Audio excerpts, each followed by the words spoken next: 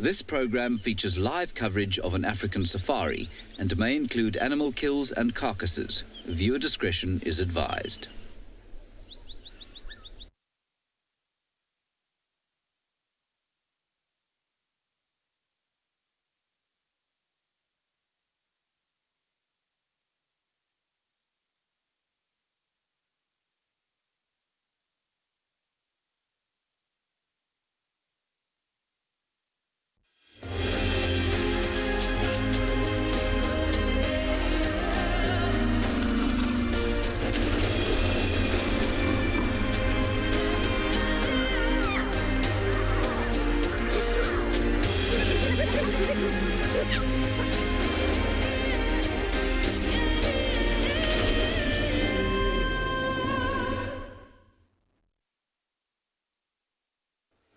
Good afternoon, everybody. Sorry about that. Don't quite know what happened, but we are live now, so welcome to Tswalu Game Reserve. My name is Lauren. I do have Davi on camera today, and we are out and about ready for our very hot bumble. You can see the sky is blue. There's not a cloud to be seen. It's very warm, it's very hot, and very pleasant. I wasn't out this morning, so it's time for me to drive and hopefully put together the pieces of where everybody is. Now, remember, everyone can ask questions throughout this 3-hour show now. So kids, you can still email your questions to kidsquestions@wildearth.tv, and adults, please do send in all your questions using the normal platforms, #WildEarth. So, where am I headed? The hyena den, I'm afraid, everyone. I need to try and figure out what is going on with our Juma clan.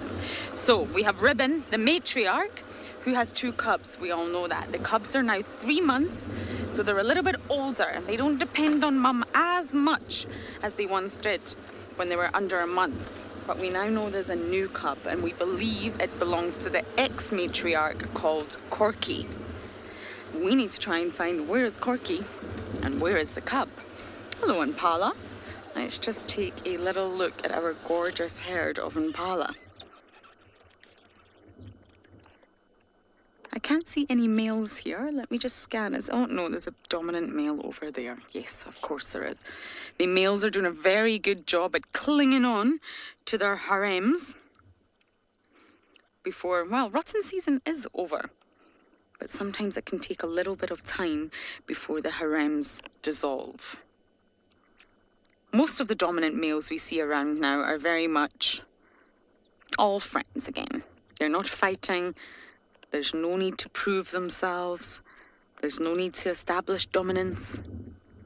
You see them all looking. They're actually just looking at a vehicle off in the distance. You see how alert they are. Always alert. That's why they love open spaces like this, so they can see around. There's no risk of having a predator off in the background ready to sneak up on you. That's why you both tend to find Impala herds in open spaces rather than away in the thicket. But when they're feeding, you will find there's always one watcher. There's always one with his heads up, looking around. And they take turns. It won't always be the same individual at the same time. Someone's always got to keep a watchful eye on what is going on. Impalas are very aware that predators can sneak up on them at any moment.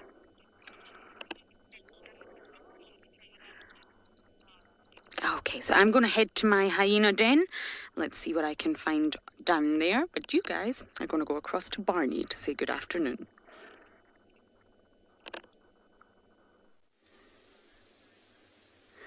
Good afternoon, everyone. Welcome to And Beyond Ngala.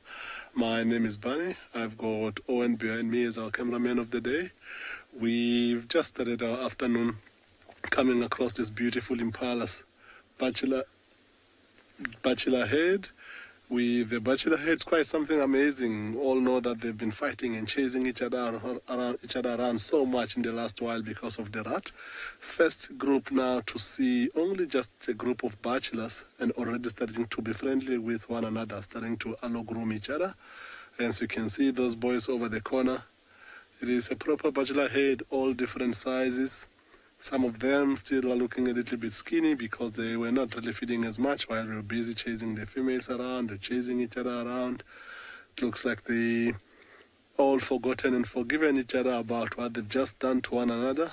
We all understand that, in particular because we know that the ladies were involved.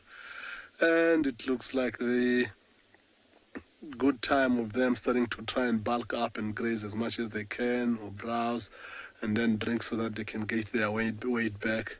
If you look at that boy that was busy grooming on the side there, he's not looking quite bulky. You can see his ribs are sticking out a little bit. So it looks like he took this fighting thing and the ladies thing too seriously that he forgot to look after himself. But since we saw him grooming with just the other boy just now, it looks like he's just remembered what other priorities are except mating. So it looks like he is going to bulk up. They already came. They were nicely lying. Some of them were lying on a shady spot now. They know that there is a long night coming ahead where there would be predators getting active and trying to eat them. So they were preparing themselves for that. Some of them have started moving off the shade, and some looks like they're starting to graze around. And they are possibly not going to go too far because this looks quite nice and open, which means that this could be an area where they're going to feel a little bit more safe so that they can be able to see things coming.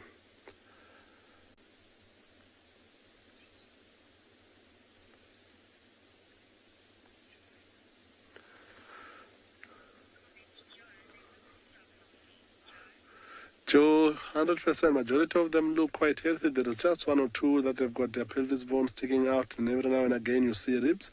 But it is because they were busy ratting and chasing each other around. Majority of them looks like they managed to keep fit and looked after themselves quite well. This boy in particular, the one in the shade closest to us,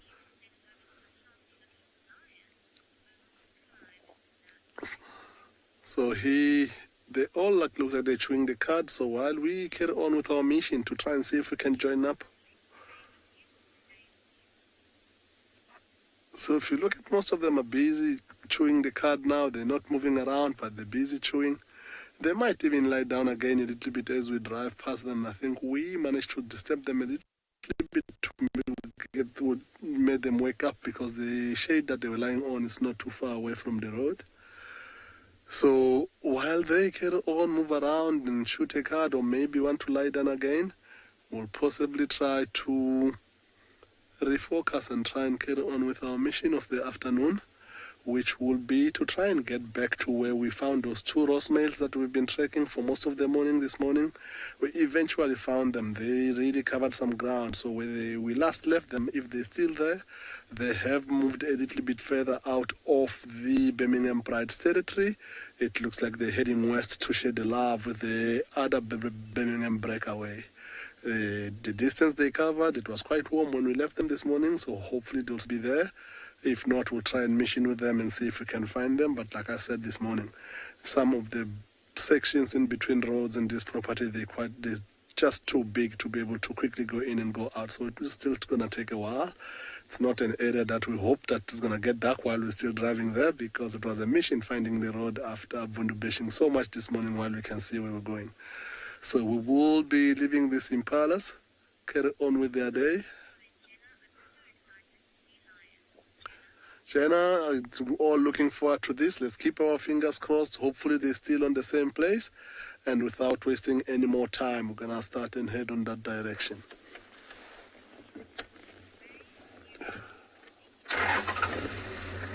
Cool, let's go find the lines.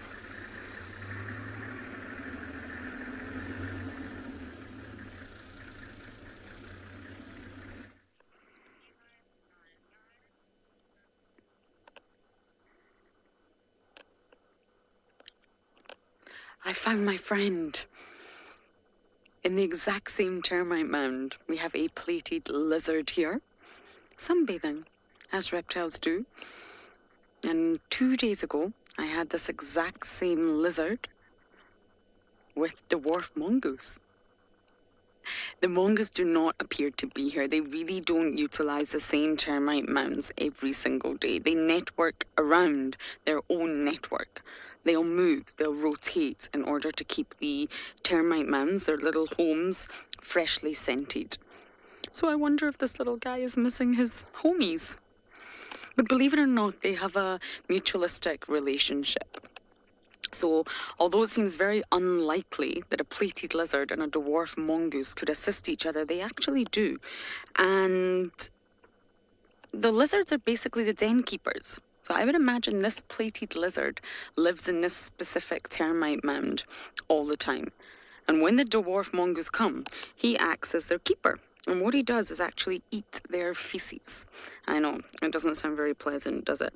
But he eats their feces, and by doing this, he gets nutrients. He gets yummy, delicious, well, dinner of feces every night. And for the mongoose, this helps keep their den clean. So just like when we talk about the hyenas, you don't want urine or feces or parasites to build up in a den. That could be very, very, well, detrimental to any animal that lived inside. So this lizard cleans it up, basically. And every time the dwarf mongoose make their way back round to this termite mound, their den is clean. And they're no threat to one another. They do not hurt one another. They do not harm one another. And therefore, they live completely symbiotically. It's a very mutual relationship, because what does the lizard benefit from it? Well, the mongoose are great lookouts. The mongoose will look up for aerial threats. They'll look down for terrestrial threats. They'll look all around. And not only that, there's many of them in one business. In one termite mound, you'll find a whole family grouping of mongoose. And therefore, the lizard gets security. Okay, Darby would like me to roll forward, so we're going to try and get a little bit closer, but this is risky business, everyone. David, yes, I agree. This guy, I love reptiles, and he's so cool.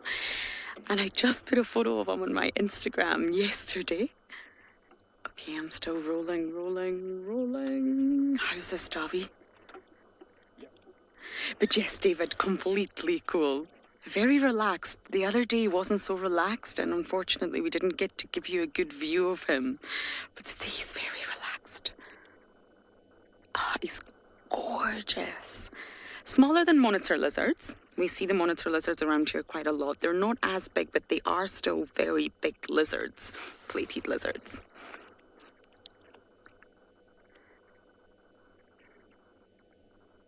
He's just basking. It's winter. The sun's out. It's actually very, very hot today. So he's just basking in order to get all that energy to go about his daily duties. Hunting, hiding from predators, cleaning a termite mound.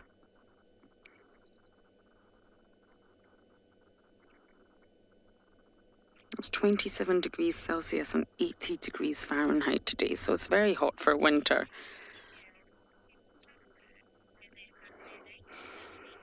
Sassy, you're asking about sunburn for, well, reptiles or lizards at least. And no, I really don't think so. Their skin and the cells that you can see, the scales, are very specialized. Reptiles evolved to survive in arid and dry environments. So the scales that you can see, which is the same for geckos and snakes and tortoises, not only are they a protective armor, so they protect the animal, but they also keep water inside and assist with thermoregulation. So they're very well adapted to life in dry, harsh environments, and therefore their reptiles must bask in the sun. If they don't, they won't have enough energy. So reptiles don't get sunburn. How lucky are they? But they do shed their skin. You will find sort of dead skin cells around when you have a reptile. What an amazing find. We are still going to continue to our hyena den, but we're going to send you all to Tswalu Kalahari with a jackal. So I'm just chuckling because as we've come to you, you see this little creature moving behind that bush. This is a super, super, super cool animal. And I'm going to move forward a fraction, and hopefully we can actually see what it is. Well, if you can see what it is. Just give me a little second here. We're going to move forward a little bit. Don't go anywhere, don't go anywhere. The timing was impeccable.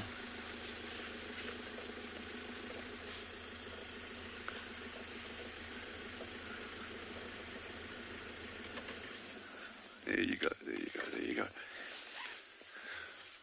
So Jeandre and I, after our drive this morning, we actually managed to follow up on a report of a cheetah kill, 2 male cheetah that had killed a gemsbuck, a sub-adult. We got the report that it was an adult gemsbuck, but it turns out it was actually a sub-adult gemsbuck. 2 big male cheetah. And so we just came and followed up on that where the carcass was now, and it has been absolutely flattened. And all that's here now is this lone jackal that's feeding on what remains of it. And he's nervous, but not too nervous. I think those cheetah probably moved quite far out. There's a waterhole about 1 kilometer away. So we'll actually swing down there, see if we can relocate them. But these jackals are magic little animals. Incredibly adaptable, and they found over such a wide variety of habitats. Look. That's nice, that's nice. And they will capitalize on any kind of carcasses like this.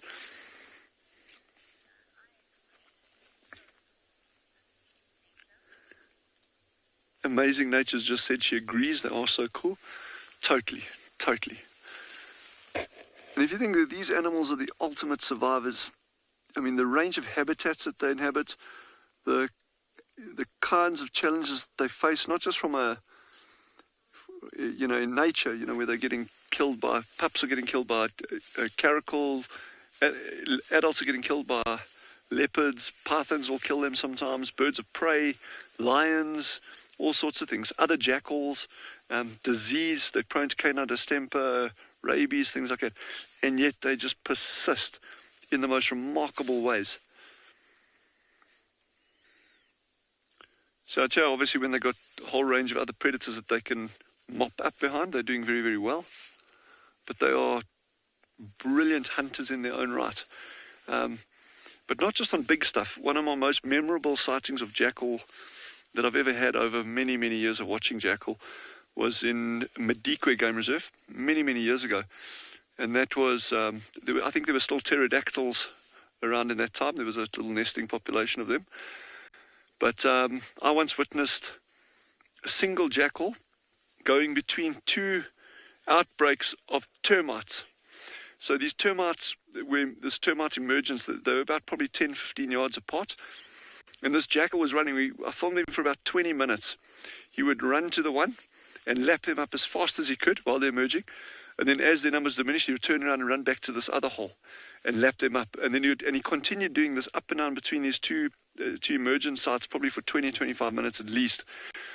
And so they're not just scavengers, they're not just great hunters. They'll go for a huge range of prey items. And I think that's one of the things that is a hallmark of these super successful species, is their ability to be a generalist.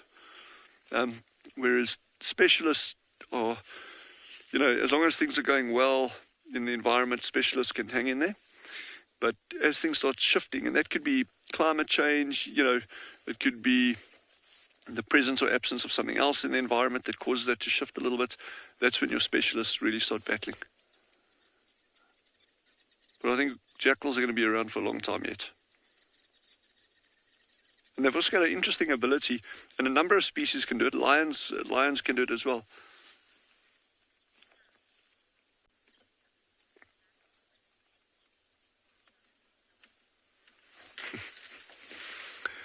KW has just asked, can I explain the different sounds that jackals make when they're calling each other? So I'm not sure if you're referring to between individual black-backed jackal or between different species. I'd assume you're talking about within species, in other words, intraspecific communications and that. So they've got a number of different vocalizations. The most important one being like a beautiful yapping sound. It's almost like a yap/howl sound. And I can try and make it, but it'll be shockingly embarrassing. Jeandre's nodding. Yeah, do it.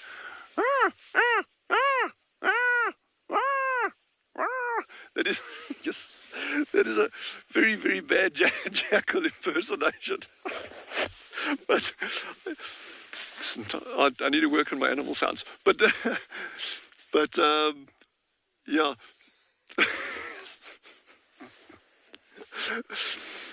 But they've got a range of other sounds as well, particularly like alarm calls and that, and then calls for the pups, for the little ones. But I'm going to work on some of those and carry on watching this little gent on his kill.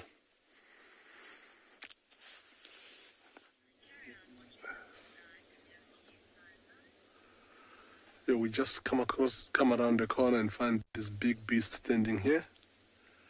We parked a vehicle here. He seemed not to be paying attention to us.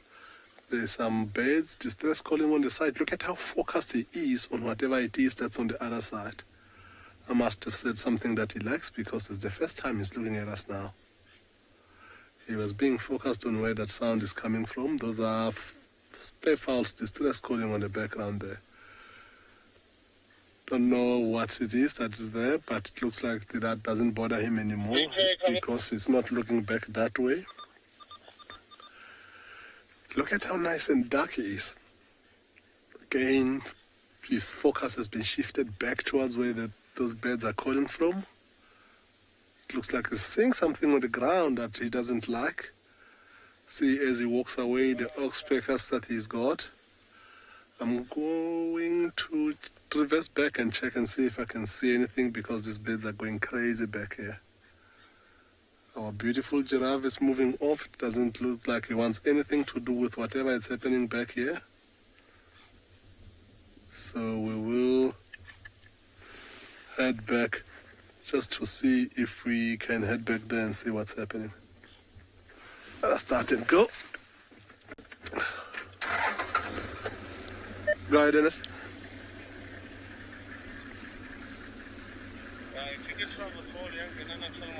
Says Casey, you're 100% right. For an old bull like that, he doesn't even have a scar on his face. He's had quite a perfect face without any gashes, so it really looked beautiful. It doesn't look like he has fought as much to be able to get any scars.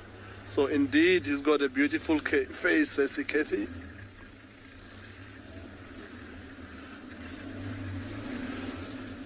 Let's see what we can find here. The birds are still making that noise.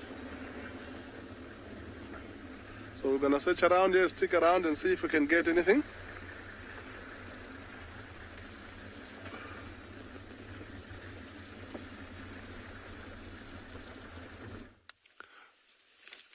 So we just shifted the angle of the vehicle a little bit to get you a bit of a better visual. He is really enjoying this, what's left of this cheetah kill. But I must say, I'm quite surprised. When John and I got you earlier today, the kill had probably taken place an hour prior to us being here, and there was a ton of meat left on this thing. So we were kind of thinking, yeah, we'll amble out here this afternoon, have a look at the cheetah, maybe get some jackal activity in the background. And we get you, there's not a sign of cheetah, just the jackal, and there's very, very little left on that carcass. So I'm wondering, even if there wasn't a whole pile of other jackals here, I mean, you'll get 5, 6, 7 of them feeding on a carcass like this simultaneously. He's really got his mouth clamped around that piece. He's going to do his best to chew it off.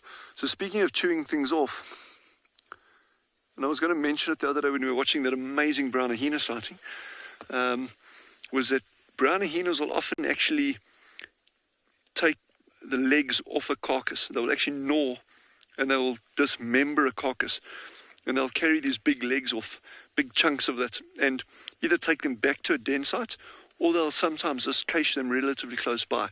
A carcass like this, a brown hyena would just pick this entire thing up and move off with it. It wouldn't even bother, fiddling around and trying to take legs off a thing like this. It'll just take that entire thing away. So, but you can still see how alert the jackal is. Kimberly is asking if they're part of the fox family. Kimberly, they're not part. Well, They are in terms of being canids, but they're not. They're a different genus to foxes. Foxes are vulpes. This is Canis, C-A-N-I-S.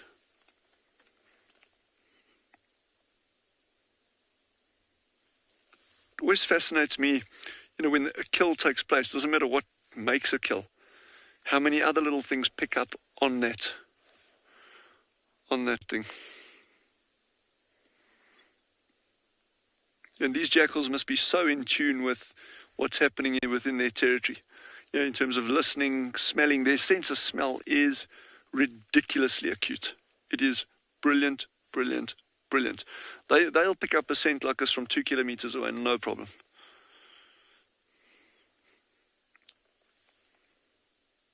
And actually, here's the stomach contents down next to the vehicle, but we can also have a look at that just now, unless Andre wants to pan over to it. There we go. There's all the stomach contents lying over there. Tasty, tasty. And I see there's some flies buzzing around that. So even that is a meal for someone. Yeah. Well, you see all the little flies in it. So a carcass is a multi-dimensional thing in terms of a nutrient parcel. That is just plant material. So that's all just going to break down. And you're going to be able to... Yeah, there's kudu alarm calling here. You probably won't hear it, but we're actually having kudu alarm calling. Yeah, down here. It's down here.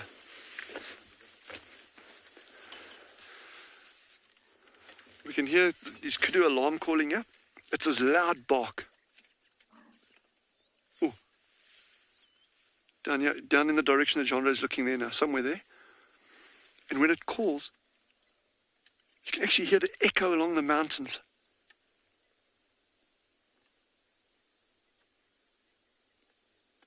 Come on, one more. Do it. Do it. I don't know if you can hear that, but it's just like...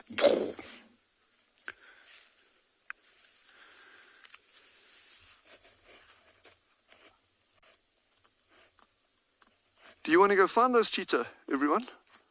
If you want to, Jean and I will go for it.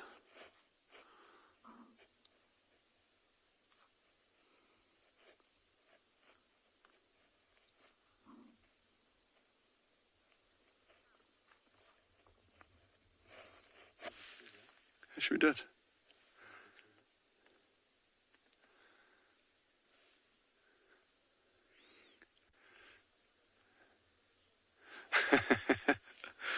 Chris has said yes. Okay, let's do it. No promises. No promises at all, but we're going to see if we can find these cats for you.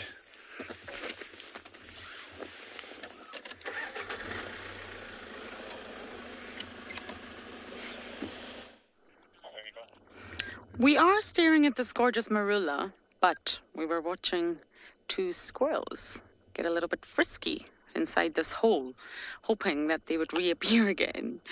But it seems they know they're on camera. And all of a sudden they're camera shy.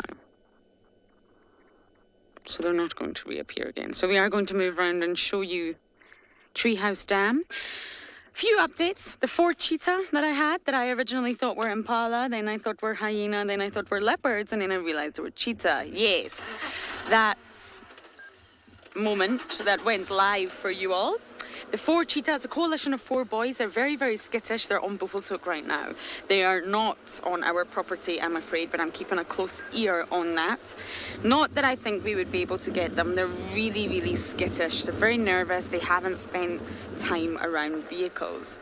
And from what I can establish, 4 is a large coalition, and it will probably make these 4 boys very, very successful. It'll be such a good coalition because of their number. There's a little terrapin over there. I wonder if Darby can use his magic and show us another reptile. So yes, 4 is a good number for cheetah. They're probably related. I don't know that much about them, but the habituation process is going to be very, very difficult. And from what I can gather, it seems like they are moving to try and find suitable grounds, suitable territory. So we may... Oh, there's lots of terror. Oh, there's one on the... at the edge, Davy. Do you see that? It looks like a big rock. Ah, yes. It could be a rock, actually. Ah, there we go. No, it's a terrapin. You can see the carapace there. Now, I don't think this terrapin's having a very good day. Or maybe you are. Maybe you're thoroughly enjoying the sun and you're ready to pop into the water at a moment's notice as soon as you get too hot and need to cool down. That's exactly what terrapins do. In, out, controlling their own body temperature from the environment. Oh, I'd love to lie like that. On the edge of a dam, not a care in the world. We don't want to go any closer. Oh, there's another one there, Davy. They look like rocks. That's why I'm actually not seeing them. You see that? You can see that carapace is made up of scutes, not scales. Scales is not the correct term to use when you're referring to a terrapin, a sea turtle, tortoise. You say scutes. So the actual shell on top is called the carapace, on the bottom is called the plastron, and it's joined. So it's almost like a cage. And it's basically the organism's rib cage that has fused. If you imagine our rib cage fusing in the front, we've obviously got a gap in our rib cage, but if you imagine it growing a little bit longer and fusing in the front, that would be your carapace and your plastron right there. So in order to protect that, they have scutes on top. And they're made from layer upon layer of keratin. It's a really, really strong protein. We have it in our fingernails and our hair, and many organisms in the natural world have it as well. So if you just imagine our rib cage here, just closing at the front, and look what we have. There you go, a terrapin shell right there. So it's made from bone, and that's one of the reasons you must really never touch these animals. I spent many years as a marine biologist trying to make sure that no one touched turtles, because they do feel it. There's a nerve supply, a blood supply. So it would just be like someone touching you. And although that's not painful, you can feel it and it's disturbance. But a lot of people assume that because, are you able to get that one staring at us? There's terrapins everywhere. They're marsh terrapins. Nah, this one's having a much better day.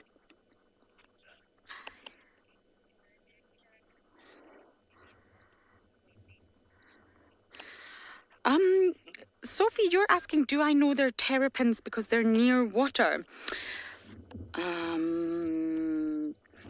Yes, I know they're terrapins because they're near water. I'm trying to think what you mean by that. I'm not entirely sure what you mean by that, Sophie, but yes, they're marsh terrapins. They look slightly different from tortoises, and you only find sea turtles in the oceans. Definitely not a turtle. So if you're looking at terrapins, I'm going to try and see if I can show you another one to maybe describe this slightly better, but I think they've all dive bombed into the dam. But in case you're meaning between terrapins and tortoises, terrapins are found mostly in the water. Is that one there, Davy, or is that mud? That's very tricky to see. You think that's mud? Mud or terrapin, rock or terrapin. It's definitely not easy, but I think you're right, that's mud. But tortoises spend a lot more time on land, and they have adaptations for walking across land, including really, really clawed feet, whereas terrapins will spend more time in the water. But if you look closely at them, Sophie, they do actually look different. They have different adaptations, and they have evolved differently for different environments. So you can tell the difference between the two. So we spotted some fresh leopard tracks, so I'm going to search the ground and see if we can get lucky.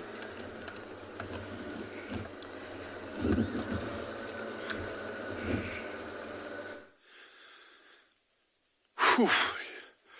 Jandra and I, we've been running on these cheetah tracks to try catch up with him. We've got the kudu in the distance there. Hopefully,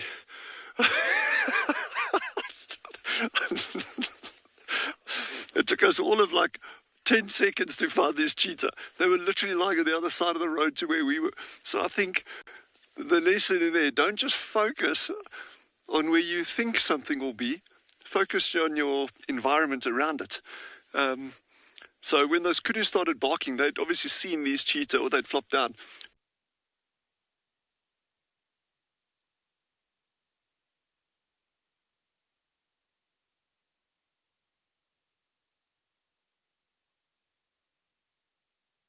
On where the kill site is and what's going on there. We didn't even bother checking on the other side. So the good lesson in that, whether you're driving or walking as a guide, try not to have this like tunnel vision of one specific thing. Look around you. We probably would have picked this cheetah up fairly easily had we actually been concentrating on that. So good lesson. There's a jackal popping past in the background. So this is actually one of the ones that had been on the kill earlier. And there's lots of tracks up and down. So he's just gone down to drink water and now he's heading back to the kill. And you can see he's giving this cheetah quite a wide berth, but he's also not concerned about them. He'll know exactly where they're lying, but he's not fazed about them. He knows their bellies are full. They're not going to go for him now at all. But yeah, I'm just glad we got these cats. But again, in terms of tracking, those of you interested in tracking is not just about having a visual thing in front of you saying, well, here's the footprint of a cheetah going from A to B. It's about aerial sign, marking of bushes. It's about scent. Just one example, there's a lot of species that you can tell very, very quickly from their scent what they are. But it's also about auditory sounds. Tracking is also about listening to various calls. Those kudu gave the game away like that. If we hadn't have seen this, we would have started circling that carcass area, trying to pick up a direction on tracks. The likelihood would have been that they would have headed down to the water. But that visual clue said, okay, those kudu onto something, and then you just, like, the logic is there, probably would have been the cheetah. Yeah, they're the little jackals just cruising straight back to the kill. Yeah, thank goodness for the kudu. What we do without them. There he goes. He's not leaving that carcass.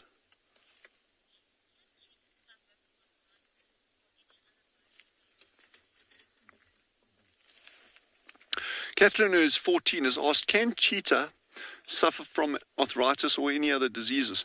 Absolutely. I've known captive cheetah, I mean old animals, that have had problems with arthritis.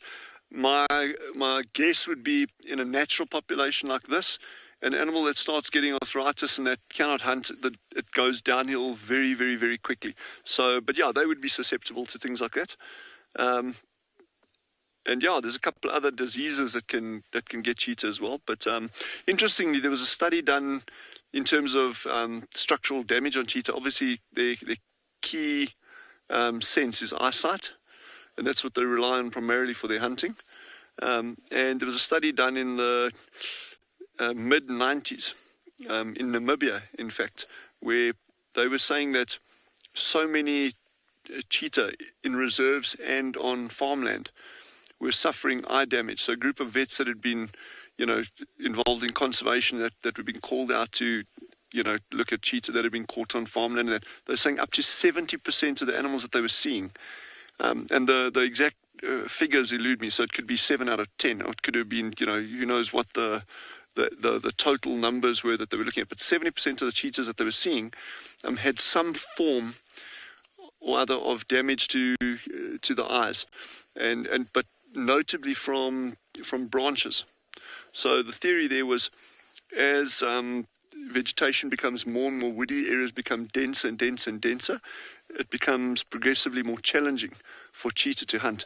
These kind of environments that we're in here, where you've got plenty of space between bushes, and then, as we've seen others hunting in some very, very open areas, but, if this was all homogeneously densely wooded, but not, like small scrubby things, it would become progressively more and more challenging for cheetah to hunt, or at least increase the likelihood of some kind of damage to them. So that's a good question. But these are absolutely flat cats now. They're not going to be going anywhere soon, except to probably down to the water. They'll drink some. But I don't think they'll go very far in the condition that they are now. I'm actually really surprised that just how little is left of that carcass. Okay, it wasn't an adult gemsbuck, but nonetheless, I mean, there was still plenty on there. But those jackals weren't complaining.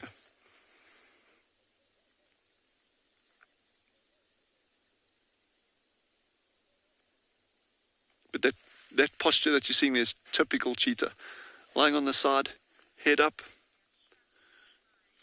Just looks like a good way to spend an afternoon, lying out in the African bush somewhere.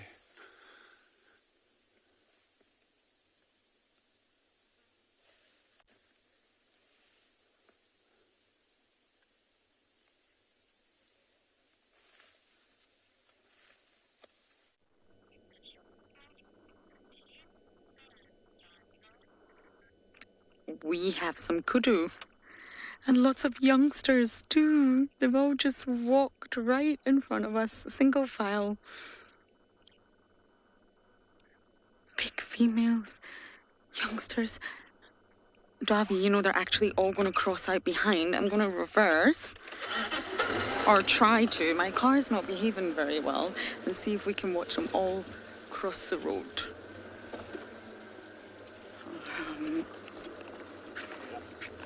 You good? There's lots of kudu around at the moment. I've just heard the update. The Nkuhumas are not too far from Gowrie, Maine. So I'm going to see if I can work with any sort of angle. They're on Little Gowrie. Unfortunately, we can't traverse there, but we can see what we can do with 2 avokas.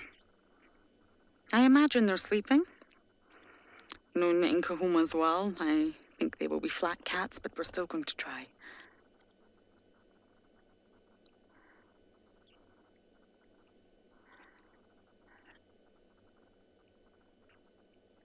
Aren't they just gorgeous? I love kudu young when they're very, very small.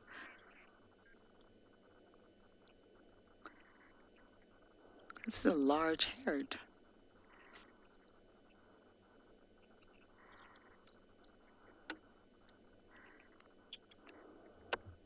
But I think they're all about to pass now, I'm afraid. There's just a little pan up ahead. These small pans are always worth checking because they've still got water due to the summer rains, which means predators are more likely to drink from these small little pans than they are from big dams. Erica, I think the best way to answer your question is to show you a photo. Nyala and kudu. They can look really, really similar, but I think a photo will sort of explain it better. Okay, I have the Nyala and I have the kudu. Okay. And there's my camera cleaning cloth. How wonderful. So here we have a male Nyala, and you can see they have this white bar across their face, but they have really, really shaggy coats. Maybe this is a nice image here, Davi. You can see the females and the males. And the male's coat is very long and hairy, almost looks incorrect because it's so hot out here. And you can see the females look very different. They just have the stripes going down their body and they don't have these long shaggy coats, but they do have large ears. So I'm now going to turn the page and show you kudu. Here we go. Perfect, that's a female kudu. So you can see she's still got large ears, a faint bar going across her face, and then she does have this hump. Now this hump is almost camel-like. Looks like you're looking like a camel, but you're not. You're looking at a female kudu. And the males, well, they are just magnificent. Here's a male here. I don't think you could possibly mistake a male Nyala for a male kudu. They are huge, and they have really, really large spirally horns. So once you sort of recognize them once, it's almost impossible to get them muddled up. So I hope those images helped. Sometimes I think when you're talking about different species, it helps to see photos, and then you can really see the difference. But the male Nyalas have this ridiculously long winter coat, even in summer. And this is to sort of say, it's just like a lion's mane. Say, hey ladies, look at me. I've got this big coat. I'm far too hot, but I can handle it because I'm a man. Choose me. I've got the good genes. So that's a similar effect to a lion having a huge hairy mane in an environment like this. Now there's another hyena den here that I'm just going to check, because I'm a bit baffled to what is going on with the Juma clan. We checked the den and no one was home. I don't know how I managed to see this little cub with Corky. I wonder if she is denning elsewhere, but I think it's worth just checking some of the other hyena dens. You never know. Okay, so I'm going to scratch around here, but we are going to send you all the way across to Clive with this cute little lion cub.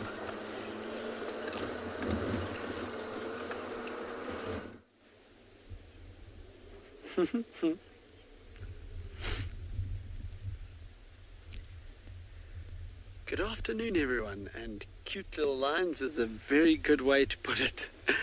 My name is Clive, and behind the camera today we have Marcel, as per usual.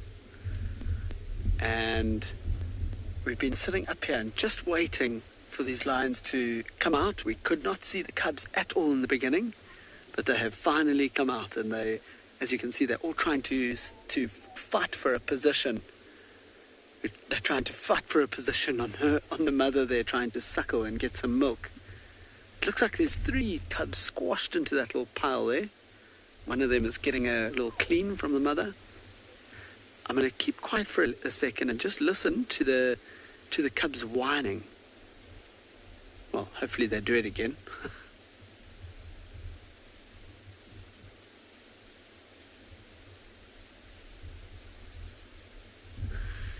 Look at that. They seem to have stopped whining, but if they do start again, I'll keep quiet so you can hear, because it's quite a cute little sound, actually. Now, if anyone's wondering, this is part of the mountain pride. It's the 2 lionesses that have kind of split themselves away from the rest of the pride, and they have their 5 little youngsters. Now, I think the other lioness with her 2 are down in the bushes a little bit to the right. Can't see them at the moment. And it's this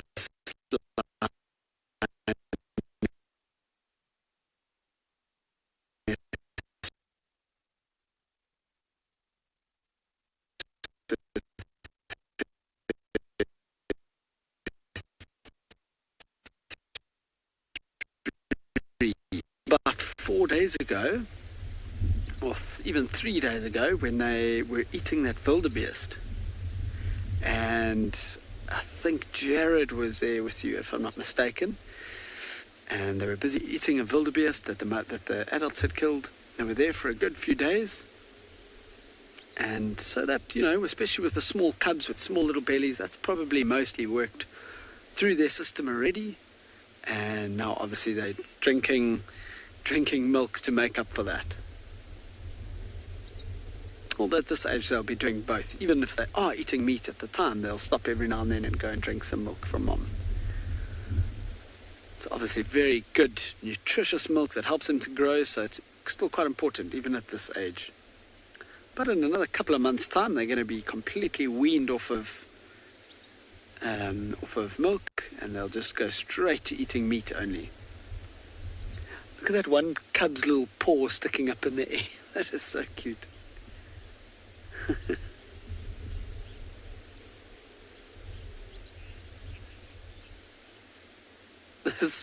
Apparently everyone is saying this is a really cute scene, and it really is. And maybe Marcel can zoom out just slightly, just to have a look at this view as well. I mean, it is just this expansive view out into the mountains.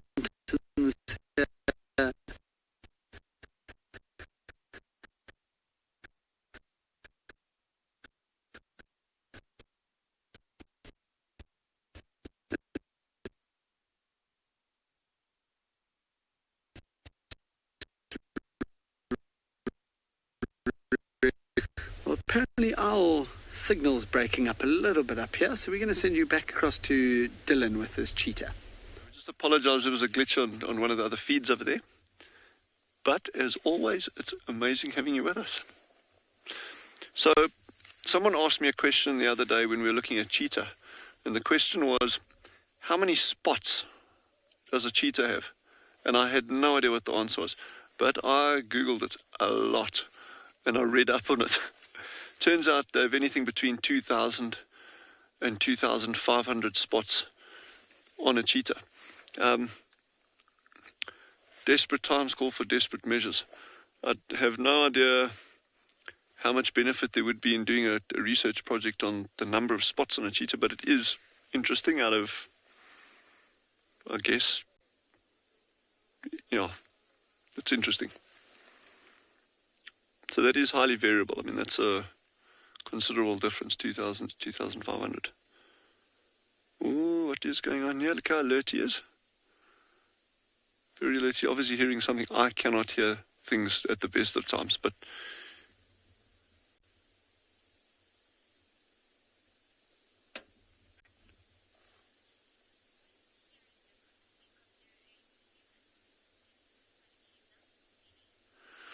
Didi has asked, if you compare the hearing of humans to big cats are way superior to humans.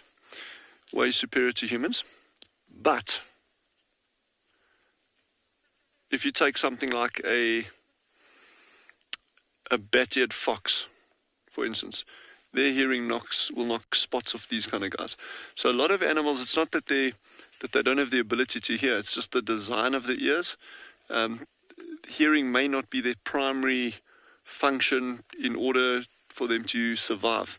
So a cheetah, it can hear, because remember, if you can't hear well, you also it's not about just going out and trying to find your food, but it's about listening out for danger. And it's kind of, I guess, in terms of an evolutionary sense, is what is that kind of optimal distance? So how much energy does a thing need to expend on having these amazing, massive, big ears so it can hear a mouse squeak at 500 meters? Or is a cheetah's hearing good enough to say, well, yeah, okay, cool, I can hear these lions growling or roaring down like 200 meters down the road and I'm going to get out of here. But if you take something like a bat-eared fox, whose primary sense in order to survive is their hearing, those ears are massive. A bat-eared fox's ears are probably 8-9 times the size of one of these cheetah ears here for an animal that size. So they've got these huge, massive bat-like ears. And there's a good example. You take a bat, a mammal that size, and some of them are literally a couple of grams. Their ears are huge relative to their body size. Brilliant hearing, so, and they need that, otherwise they cannot navigate. So, but yeah, compared to humans, the hearing is good.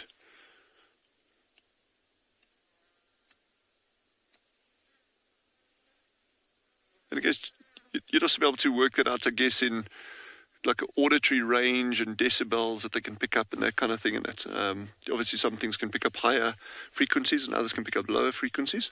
But I can also look into that as well. It's quite interesting.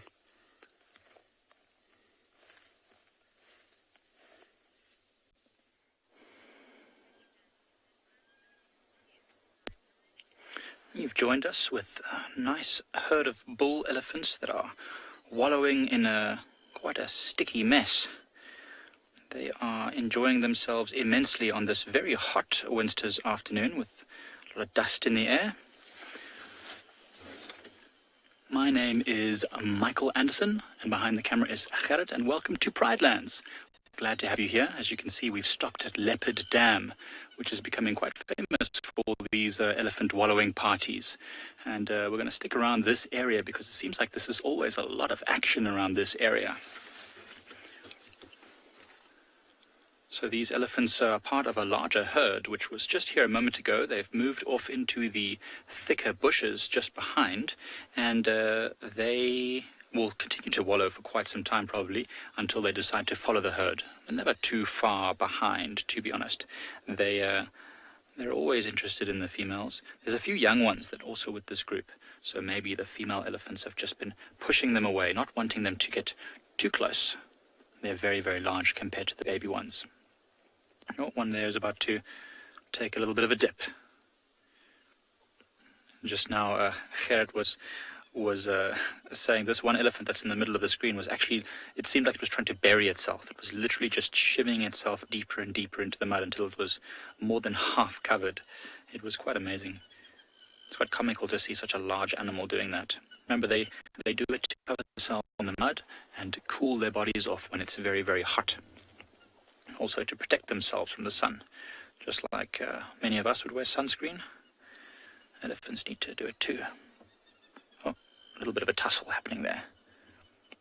Remember, these are all, or a lot of these are young males, so they're all just pushing each other around, testing their strength. One day they'll need to fight for the rights to some females.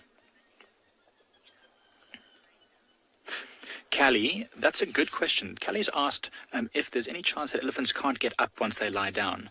You know, it's very difficult for elephants to get up once they lie down, especially in this kind of mud. We saw one just now who had to really kick his legs back and forth to try and get momentum to pull himself out of the mud. And definitely we see lots of baby elephants all over Africa when it gets to this time of year and there's lots of mud around, getting stuck in the mud.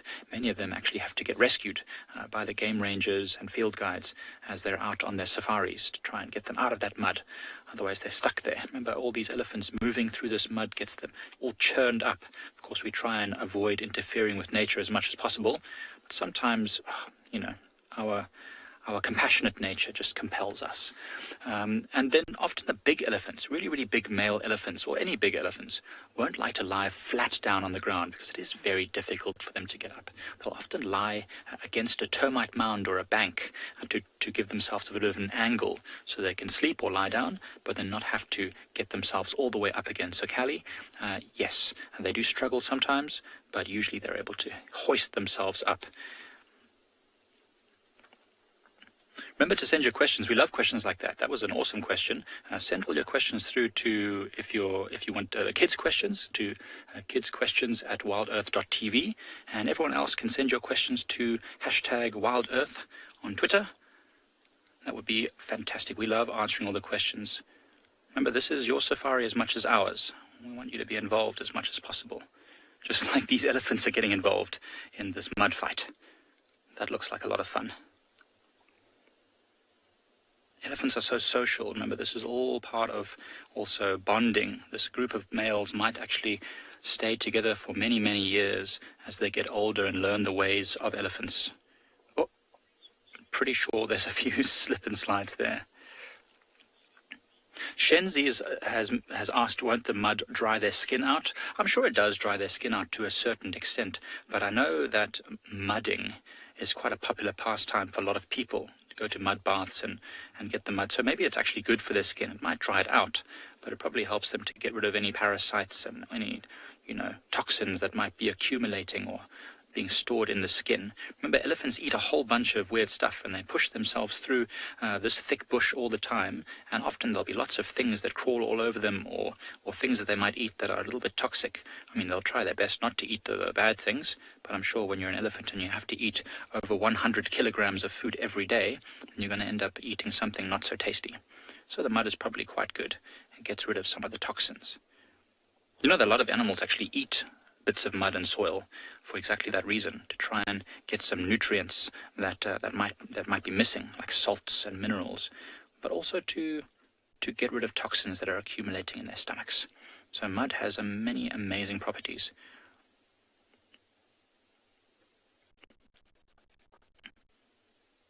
Now they seem to have finished their task. So now what they'll probably do is go and walk out of this mud and towards some of these that are lining this waterhole and the and rub them in order to try and scrape off some of the excess mud and get rid of those parasites. We've mentioned it a few times.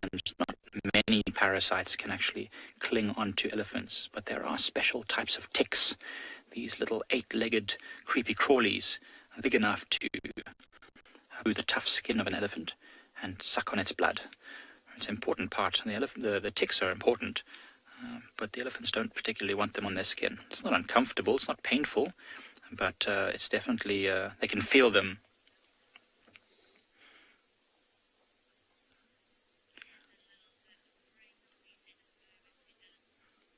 So what we're going to do is, while we watch these elephants and see where they head after this mud wallow, we'll send you back over to Dylan.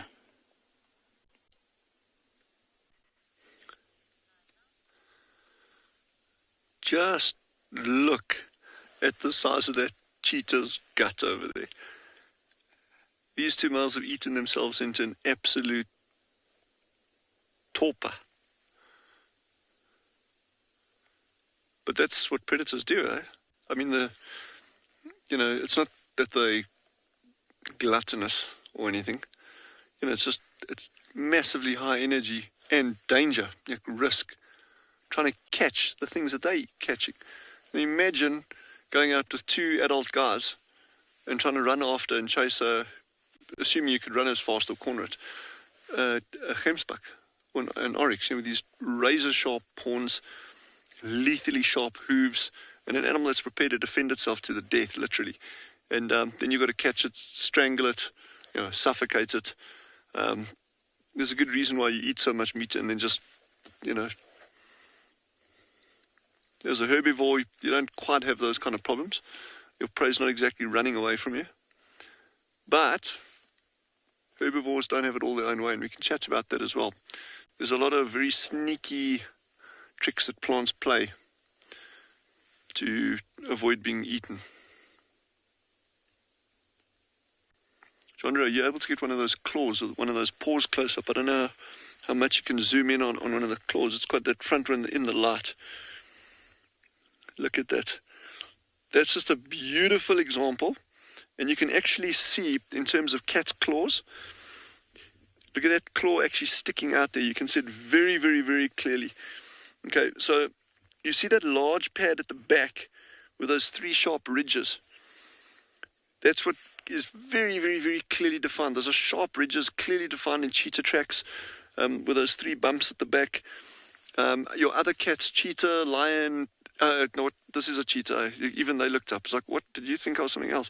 No, but other cats like lion, leopard, caracal, African wildcat, small spotted cat, those pads at the back, that large pad at the back, has got much softer indentations on it. So you see the three lobes at the back, but it's not as clearly defined as in a cheetah. And then you can see the claw on the very front there, which actually look, yes, Chandra, you got this, eh? Look how that claw's actually sticking out. And I've mentioned it before at some point in the past there, that very often we talk about cats as having, their claws are retractile, they can put them in. But it would be more technically correct to say they're actually protractile, because that would imply, if you say it's retractile, you imply that they can pull their claws in. It's a conscious decision. I'm going to pull my claws in now and put them out when I need them. Well, cats don't do that. When they're relaxed, they're not hunting or they're not trying to rip your arm to shreds or hang on to the back of a buffalo, the claws are sheathed. So they're inside the sheaths, protected, they stay nice and sharp, and they don't snag on anything. When they need them, then the claws come out. And many of us know that from house cats and these big predators. But cheetah, those claws actually stay out the whole time. Now, I don't know if we're actually going to be able to see it, but on that, no, you can't see it. But on that foreleg, they've actually got what we call dew claws, and those are protractile. So they are sheathed, and those claws are actually razor sharp. And that's, if you look at any video footage of those of you who've been very, very fortunate enough to actually see cheetah chase and hunt something and actually get to grips with it, you'll see they'll often come up from the rear because they're chasing the thing, but then they'll take a swipe at it, or they try to get their claws around it, but that's when they put that dew claw in, and that hooks into the animal, and they use that to pull it down, trip it, and then they'll go for the throat or the muzzle. So they've got a nice combo of protractile claws, as well as claws that stay out the whole time.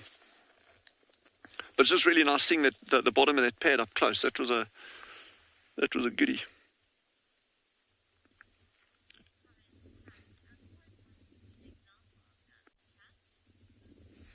Cat, well, there you've got it.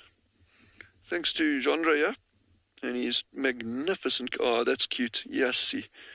And his great camera work, look at that. Tell me that's not a face to love. No, I'm going all soft here now. Look at that hardcore African predator, ready to take on animals in the African bush. Or it's just a big, cute, cuddly cat. So these cats are probably unlikely to hunt for another 3 days or so, 3 to 4 days. But that's just a general rule. You know, you'll never say, oh, they won't hunt.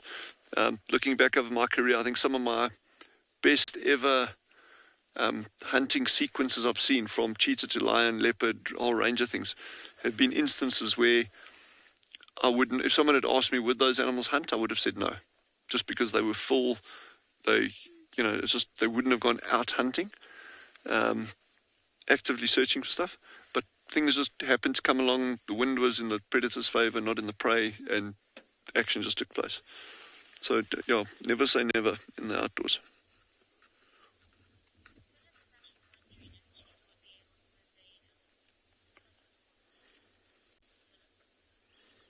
Philip was wondering now, would these cheetah be able to avoid other predators while having such a full belly? Absolutely, yeah. They can. These cheetah will still build up a lot of speed.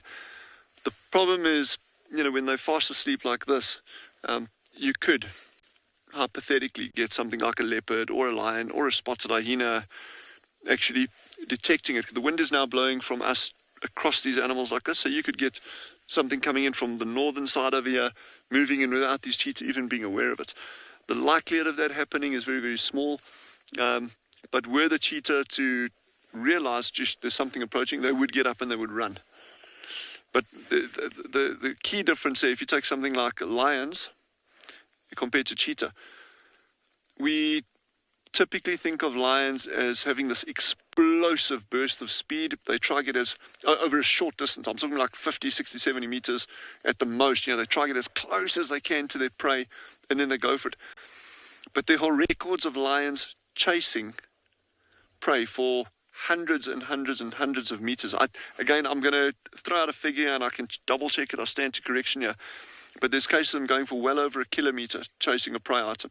So that's obviously like something that they just behind. It's like right there, the visual stimulus is there, and they keep going. So the point I'm trying to highlight here, leading back on that question that Philip just asked, would cheetahs get away? Cheetah have got a different strategy. Cheetah are incredibly fast, over 200, 300, 400 meters. And it's very rare that they'll ever chase something further than that. A lion, if it's trotting, has got a massive amount of stamina. Lions can be nasty cats sometimes, and they will trot.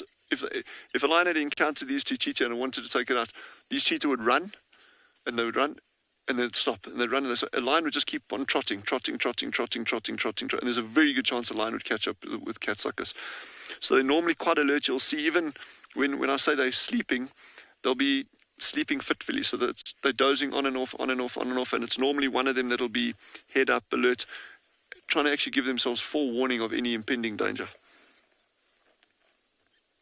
There's a kudu walking past in the distance here now. There was a kudu walking past in the distance now. So someone out there must have an effigy of this game drive vehicle, because every time we point at something, it disappears. I'll come out here somewhere, sticking pins into our game drive vehicle. We will find you. Wild Earth relies on support from viewers like you to carry on broadcasting our daily live shows. A small donation goes a long way in helping us on our mission to connect the world with nature. Please visit our support page to see how you can help and become part of the Wild Earth family.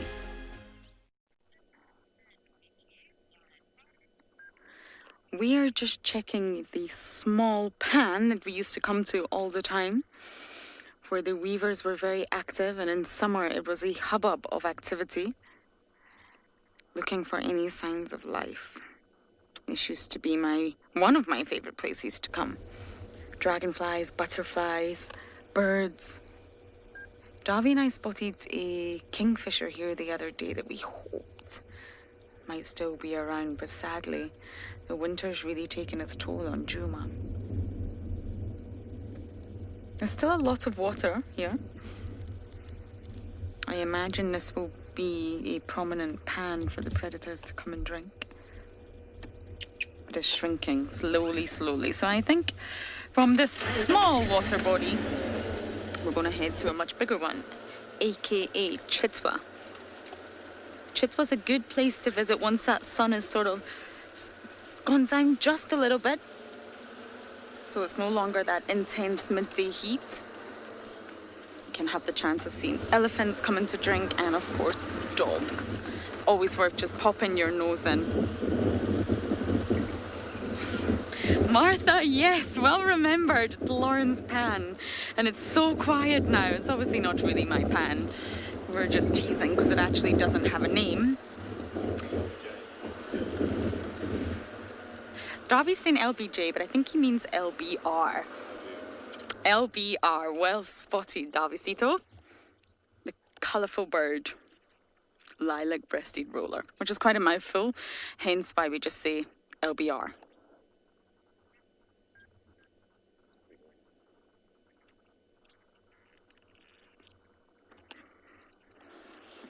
Not complying with the camera today, but yes, Lauren's pan has changed dramatically. It's very, very quiet now, and of course that's the normal cycle: summer, winter, summer, winter. I have to say I'm slightly missing summer, but as we bumble on into Tswa, we are going to send you across to Mike with an elephant.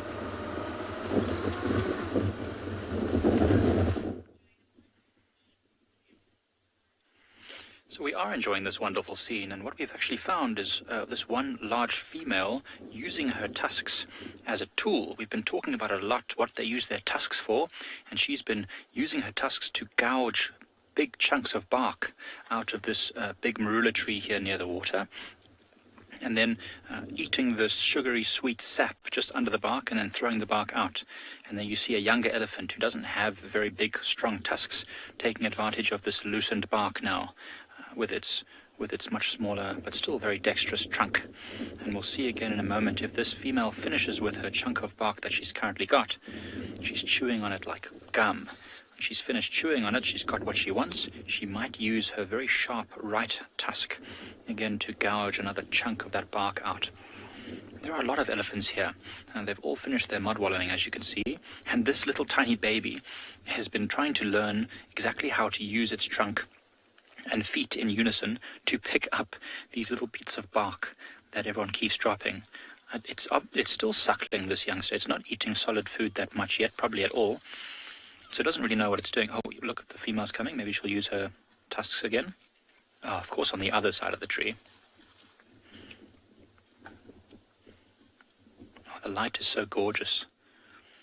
But yes, the little baby is just watching what everyone is doing and picking things up and smelling them and kicking them around and really trying to learn. Oh, here we go. Here's the female. Look what she's doing with her trunk now. She's reaching, looking for a loose piece of bark. And now you might see how she's got her tusk ready.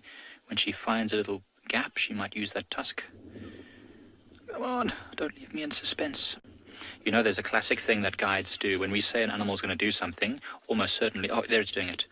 See that? She's pushing. Oh, but we couldn't see it was on the other side. Often when we say an animal's going to do something, they'll go and do the exact opposite. Or they'll do something which they're not supposed to do at all. Here she goes, here she goes. Oh, of course. See what she's doing. She's got her tusk right close to where her trunk is so that she can guide by feeling with the trunk. There she goes. See that? Amazing. There's another little chewy mouthful. So remember, this time of year, there's not a lot of green stuff. I know you can see green trees in the background there, but those are mostly what we call guarri bushes and leadwoods. And their leaves are very tough and not very nutritious or tasty. Oh, something's just annoying her behind her. Maybe all the other elephants wanting to get to that marula tree. Look at that, they're immediately all coming in there. It is quite funny to watch all these there. It's like a snack bar. They're all just popping in there to this marula tree. It's showing this poor marula tree. If all the bark gets pulled off this tree all around, it won't be very well protected from insects, and it might actually. Here we go. Look at that. Using the tusk. Oh, like a chisel. Watch this. There you go. This one hasn't quite got the technique just right. Only got a small piece there. Sometimes they can strip off a whole long piece of the bark. So now you can see this. This is an interesting elephant. She's got a very angular forehead, so it's really easy to tell that she's a female. Remember, the male elephants will have a very rounded forehead. It's really awesome to see. This is quite something you don't see often, because during the summer, when it's very green and there's plenty of green stuff to eat, they'll eat the green leaves and the grasses. But now during winter, when all of that stuff is not very nutritious, they'll have to go to where the trees are storing their energy, which is inside or underneath that bark. Remember, the outside is tough and hard, it's a protective layer, but just underneath is where all the sugary nutrients comes from the leaves and where all the water comes, all the good stuff there.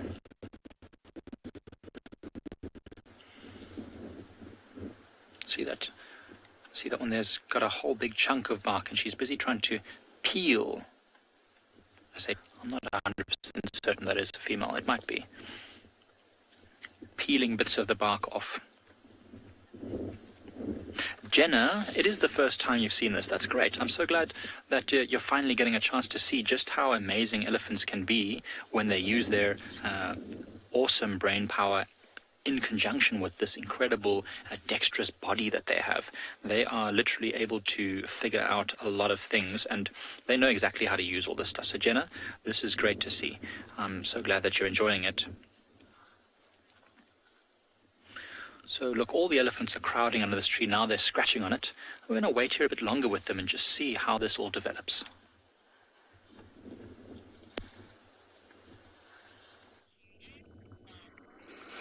Well, if anybody wondered where the party was at, it's at Chitwa. We have maybe 10 giraffes. We have a token zebra.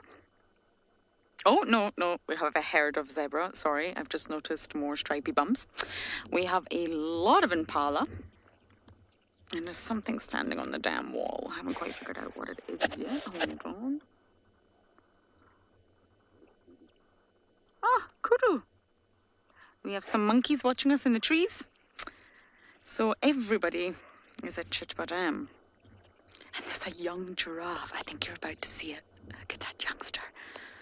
Fluffy ossicones.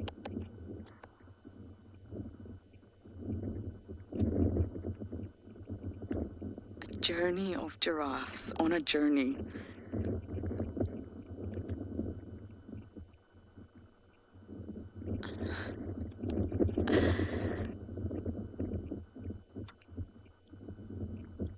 Oh, this is wonderful. John, that's my question. Where's the party? Or actually, my question is, where's the predators? They will know. Giraffes act as the lighthouse, or the lighthouses of the bush. They see all, they know all. Many other herbivores actually respond to giraffes. If they head down to the water, we might actually reposition. Seeing a giraffe drinking is one of the most wonderful things to witness. They really have to defy gravity and get their big neck down without keeling over. I feel like we should reposition Dobby. Shall we go down a little bit? Yeah. Oh, gorgeous. Now, the Nkuhumas are said to be not too far away from here, everyone.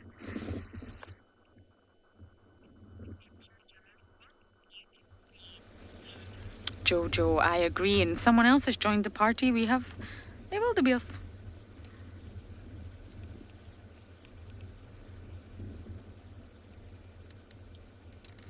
Everybody's here. But I feel we should show you the token vervet monkey that's watching us. Just right up behind. Someone is watching us. Oh, there's more. I see you.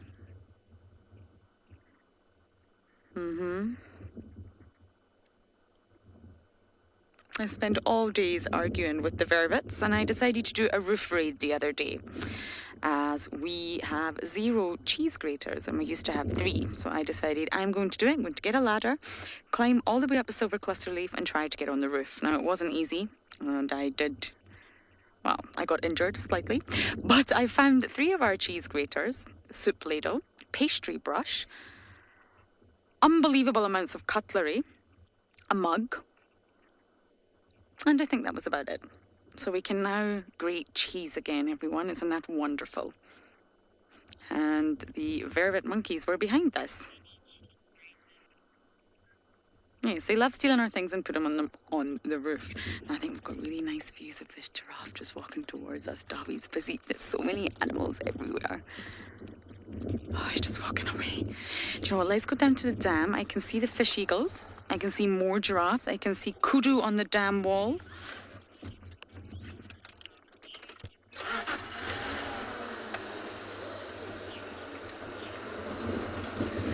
Cheetah. Every animal, or herbivores, let's say, you won't find a lion or a leopard eaten from a tree unless the carcass is there. But all herbivores will have different food types. So you have some herbivores that are grazers. And what that means, there's a youngster in the calf, sorry. I can't actually decide where to position. Let me see how this works. Move forward, okay. How was that? More, alrighty. There we have it. It's so busy. So yes, the grazers will have a specially adapted neck, specially adapted mouth parts, and the rhinos are a great example of this because there's quite a stark difference between the white rhino and the black rhino, because white rhinos are grazers. So their neck structure, the head shape, and the shape of the lips is completely different to that of a black rhino because they're browsers. So browsers will glean the leaves off trees. Now, many browsers will also eat flowers and any other delicious plants on the ground, sometimes bulbs, but there's quite a difference between the two. And those animals that are fructivores, that enjoy eating the fruits and the cheese, will have their preference. Even elephants absolutely adore marula fruit. Monkeys love the fruit from a jackleberry. So it really each... Wildebeest is kicking up the dust there. What are you doing? It was digging for something. So yes, each herbivore will have a preference. It really depends on the diet. But winter causes changes in diet. Winter causes most herbivores to evolve slightly because there's not as much food around. Food is slightly scarce. Trees have lost their leaves. Not all, but a lot of trees have. Most trees are not fruiting. A lot of the grasses are dead. So herbivores will adapt their diet in winter. Okay, it was a great choice to come down here. I think I'm going to go up on the dam wall and see what else we can find. But for now, we're going to send you guys across to some carnivores at Pinda.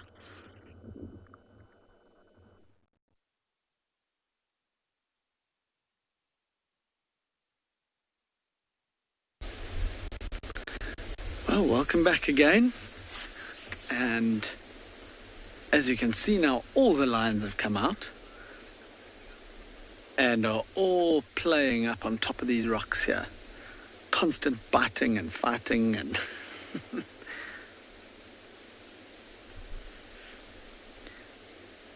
and since we're on the subject of all the diets of all the different animals, these lions' diets are definitely not going to be changing from season to season. And as we saw just now, these little cubs were all suckling from the mother, and you can actually see on the mother, around the mother's teats there, that it's all wet, and you can see that she's been suckled recently.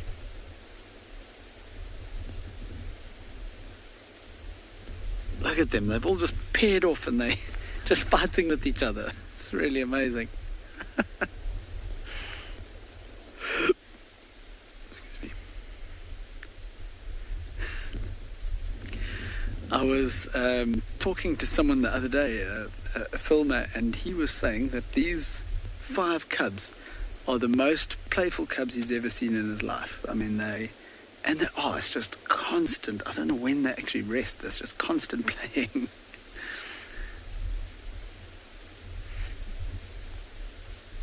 I guess with so many brothers and sisters and cousins, there's a lot of youngsters to play around with here. Look at that.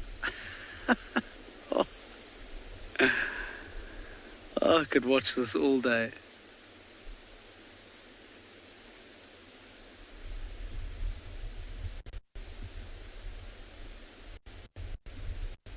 And I love how the 2 lionesses in the background are just passed out, flat down, fast asleep.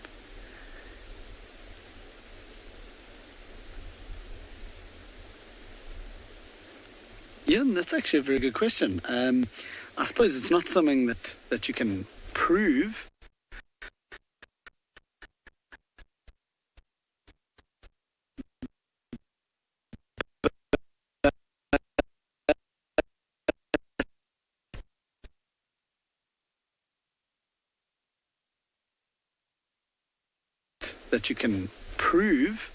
But a bit more nervous, I suppose.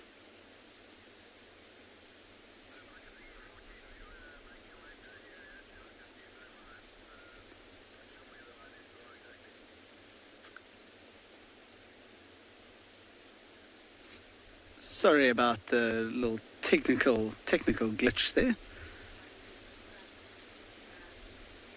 But yeah, I was saying, I think they do. I mean, it's not something I suppose you can prove, but I think that they do, because sometimes they will be fine and carry on with their day without even looking at us, and the next time something might have triggered them and they become grumpy. So I would think that they do somehow have mood swings. Look at how white, like that one that's rolling over onto its back. Look how bright white it is underneath there compared to the rest of its body that's very spotty and nice and brown. That beautiful, like golden, rich brown.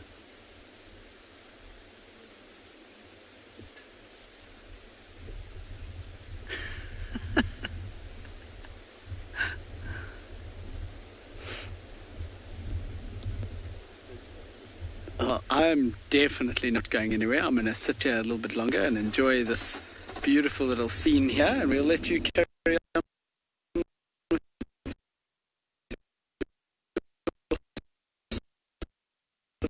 Two unlikely friends again. I keep seeing all these unlikely partnerships in the wild. The grebe and the hippo, the plated lizard and the dwarf mongoose, and now we have a fish eagle and a hammerkop. Just chilling. Homies. I think the fish eagle is eating a fish. It looks like a fish, from what I can gather. The hammerkop's not. They're just hanging out together. The other fish eagles in the tree, the monogamous pair, one's the female, one's the male, but it's very tricky to figure out who is who. Isn't this fantastic? I'd really, really like to get closer to see what they're eating. I'm just a little bit worried about doing that. I think it's a fish. Isn't that incredible?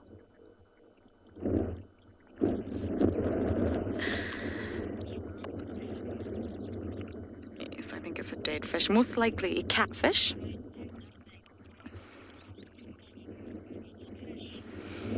Yes, that is true. This is going to do wonders. Many people ask, do fish eagles actually eat fish? And yes, they do. They use their talons, the raptors, they use their talons to grab, to seize, and then they eat and tear with that sharp beak. I'm not really sure what the hammerkop is up to, though. Just got something. The hammerkop.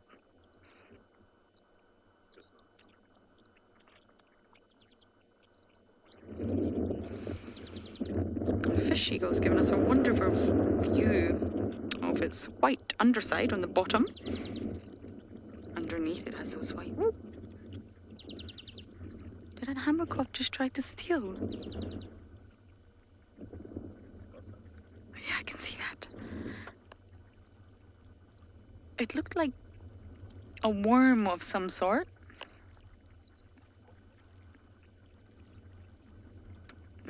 He's not hanging out with his homie now. Now that he's got some food, he's off. I'm not entirely sure if it was a part of the fish, maybe the intestines, or if it's just a worm.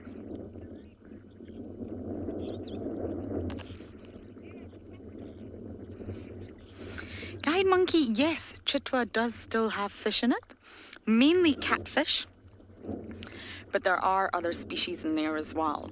The crocodiles, we actually saw a big croc the other day. They are around, but because the season's changed, because it's winter, I'm not sure if they've just repositioned, but the crocs are still here. And of course, the basis of a crocodile's diet is fish, primarily fish. They will seize any opportunity that comes their way, but they mostly eat fish.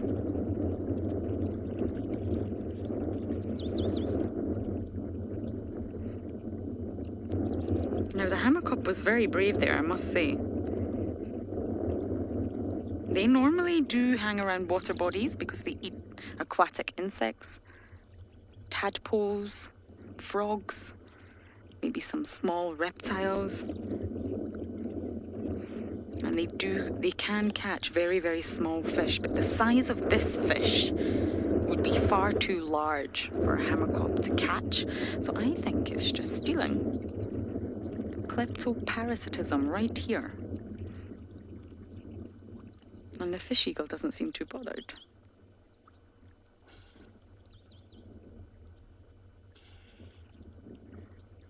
Going back to fish eagles just eating fish, at this very dam, I have witnessed fish eagles eating impala carcass and other sorts of dead animals. So it's not just fish that they eat, but just like crocodiles, that makes up the bulk of their diet.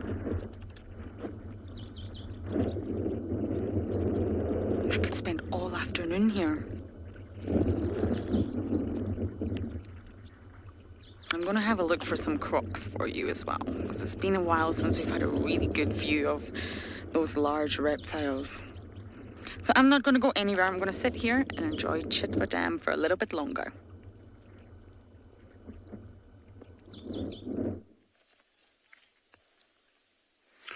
Wow, that fish eagle eating a fish sighting must have been incredible. Oh, you are kidding me.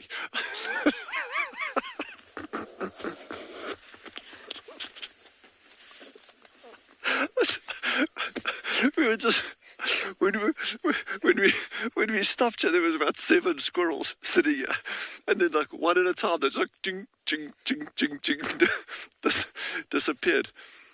Yes, that timing was impeccable. Anyway, that was a Cape ground squirrel. It still is a Cape ground squirrel, I assume. It's just not there anymore. But we have something else to show you. Okay, this is not, I'm just going to put it out there, it's not for sensitive viewers. You all know who this is. Some of you might know. Beautiful, look at that. This is Mel, or Melanie, Mel Gibson, some of you might know it as. And it's aged, yeah, it's aged. The comparison is not dissimilar. But yeah, so it is aging. But what's really interesting about it anyway, the seeds are still perfectly intact. And so the seeds aren't going to be compromised. So we are still actually going to open this up at some point in the future, take all the seeds out. But yeah, so there you go. Mel's aged a little bit worse the way. But anyway, we're going to amble along and see if I can actually find something else somewhat less macabre. I can't believe those squirrels. They pulled such a quick one on me there. Oh well.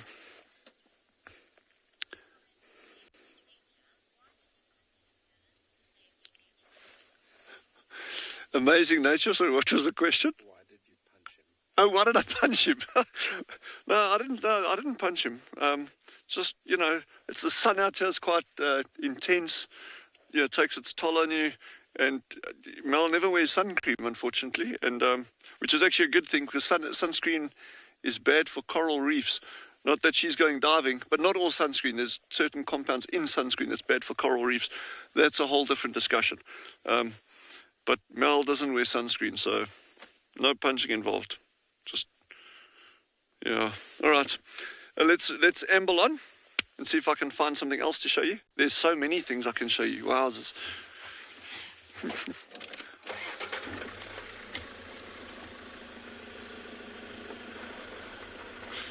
So with these cheetah in the area, and having with that kill here, it's not impossible to bump into things like brown hyena, more jackals, any of these other little things that are going to start capitalizing on a kill like that. So we're just going to keep our eyes open for anything Anything in that line?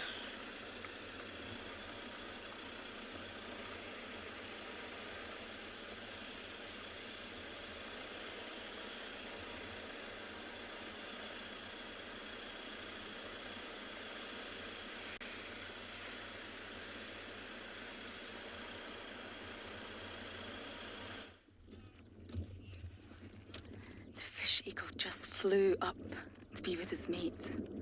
The two of them were just perched in the tree here.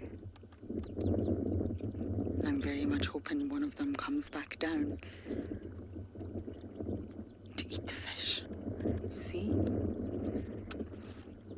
Now, the monogamous pair stay together throughout the entire year.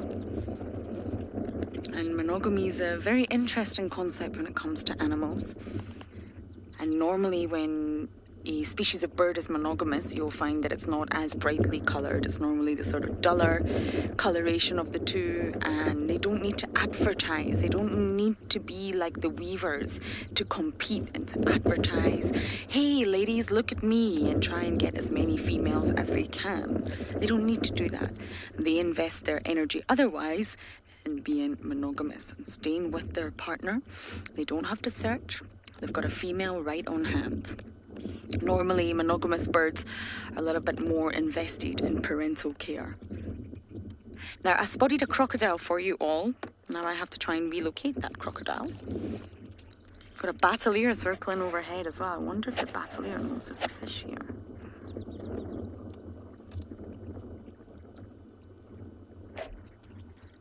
Can't see the crocodile anymore. Okay, we're going to go along the water's edge. It's a very, very large croc, right to where the hippos are. Let's see if we can find it. Crocodiles are not the fastest of movers. I don't imagine it will have moved too far. And that batter's circling. Let's just take a look at what this delicious... Davi, can you see that? What is that wonderful delight? That's a very large fish. I am a marine biologist, but sadly I cannot identify what species of fish this is. But you can see the fin, you can see the scales, you can see the skin. It's definitely a fish. I'm going to go with catfish. And that is just a guess, yes. Otherwise, it's pretty nondescript. I'm not getting any aroma. Not too fishy.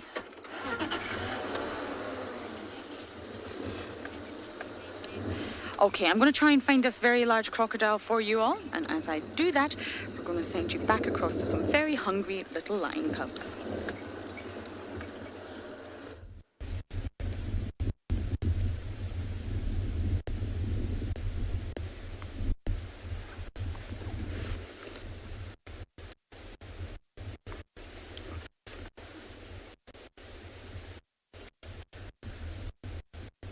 Well, from big crocodiles to tiny little lions.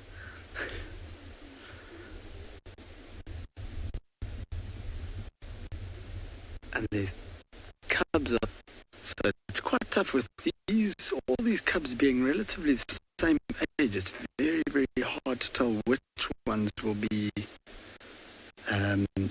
which mother will be the mother of each cubs. Because even the three that are now suckling from that other female could even belong to the female on the left.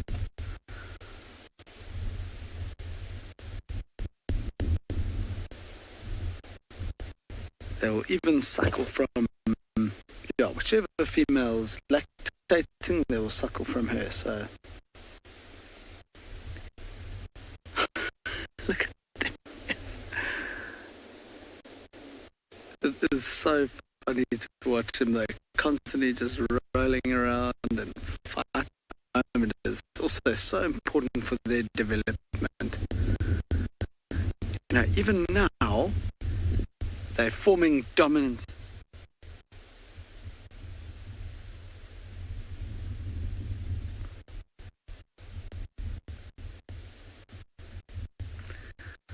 Sorry about that. Apparently the sound is not so good. So what we're going to do is I'm going to keep quiet and you can enjoy this view.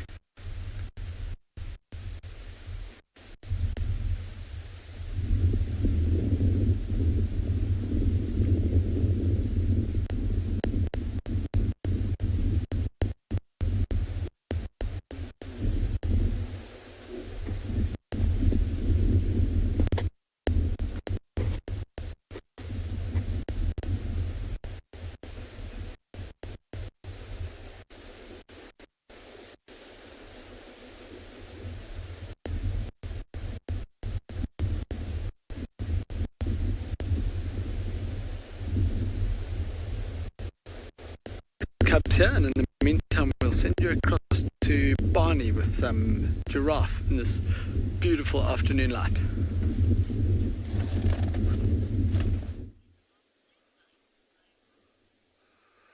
Look how beautiful is that light shining through to the back of that female giraffe over there. So she's got a bed that's bothering her, that's going up and down, looks like it's going into the ears. And she keeps on shaking it. If you look closely, that giraffe has been chewing and it hasn't been feeding. It looks like it's busy chewing the cud. So if we zoom in closely, you'll be able to see after a couple of times of chewing, you might be able to see her swallowing that ball, going down and pushing another one up if she doesn't disappear behind that tree.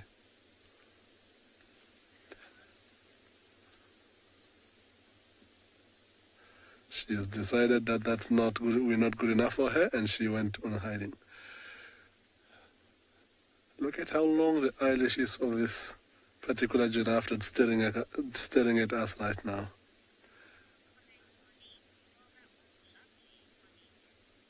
It's beautiful indeed, Monique. There is nothing like a giraffe on an afternoon sunshine.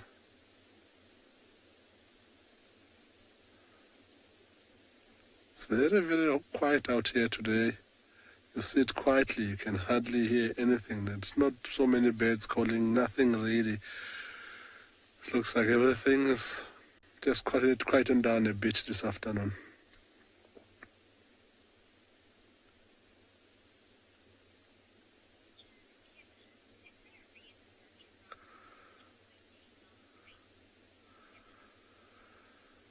Ooh, Kevin? I would think so, but it's something that I'm not sure about.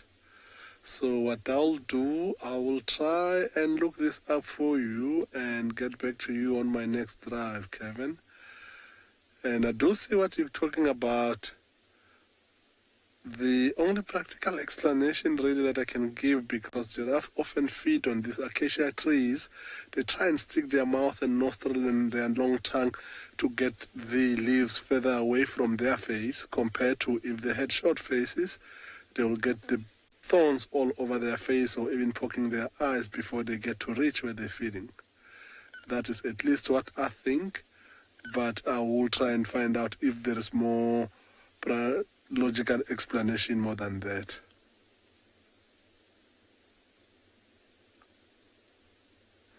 To see, as we talk about the tongue, how she was licking herself now, the tongue is also quite long. Looks like she still wants to reach for something on the ground, unless she changes her mind. Looks like she's looking at the other giraffe that first disappeared away from us and concentrating on it just behind the bush there. It is a beautiful pattern indeed. Did you know that giraffe have got, every single one of them have got a different pattern, exactly like our fingerprints? Go ahead.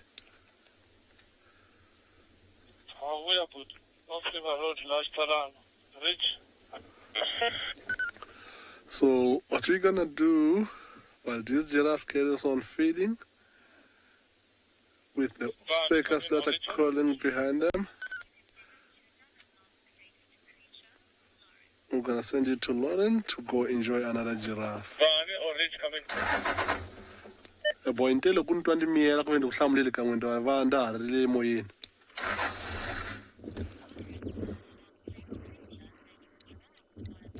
It's definitely not a giraffe. It looks like a rock, but then you see the teeth and you know, aha. That ain't a giraffe or a rock, it's a croc. Basking. I was just telling Davi the life of a croc. Well, I think it's quite a good one. I promise you it's real. I promise you it's alive. It's a very large croc. It's one of the adults. We do have 2 crocs that we know here, Vlad and Boris. Vlad is a male who's missing the tip of his tail. I'm a poet and I don't even know it. And I will stop rhyming now, I promise, but yes.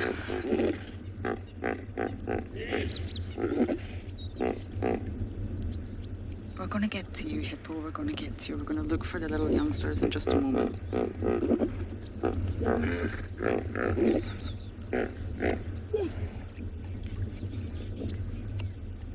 Yes, the hippo enjoyed my rhyming. But back to the crocodile. I don't know, I can't see this one's tail, I'm afraid. It could be Boris, who, believe it or not, is a female. It's very difficult to tell the difference to tell the difference between male and female crocs. It's not easy.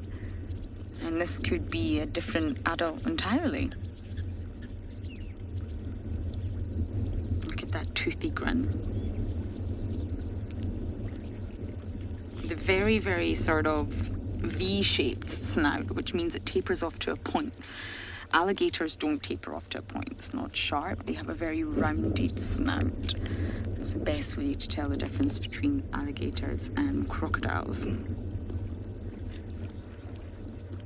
But telling the difference between male and female is not easy because their sex organs are internal.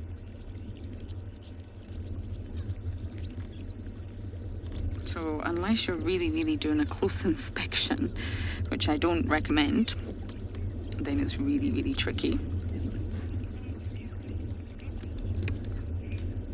Taylor, you're wondering if crocodiles and hippos bother one another. We get asked this question a lot because it's fascinating. They share the same habitat, the same ecological system. You have hippos and you have crocodiles. And one would think they would clash. They're living so sympatrically. But really, the crocodiles are carnivores.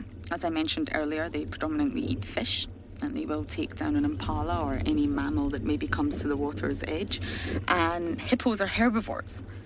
So they really don't have any competition between them. And they're not after the same food source. So straight away, that makes them have the ability to share the same habitat, to share the same resource. Now, there's definitely been records, even in Chitwa Dam, where we are right now, of clashes between them. And this is normally when winter comes, and Chitwa's still very, very full right now, but normally at this time of year, the water is a lot lower. It's reduced in volume quite dramatically, which causes stress and causes a sort of high number of hippos, clashes between males, not much space, so they can't really spatially separate themselves. And for crocodiles, it's the same. So there's been lots of records of these 2 species fighting, but I would say it's probably displaced aggression. They're not actually angry at one another. They're probably finding the stress from the environment around them and they take it out on one another. But I have seen a very awful sighting with Tristan, believe it or not, who was here at Chitwa Dam, and a male hippo attacked a very, very young juvenile and almost killed it. It wasn't able to walk, I'm afraid. I feel very sad talking about this, and the crocodile did come and pull the hippo under because it's opportunistic. And vice versa. I've also seen videos of a hippo snap a crocodile almost in half.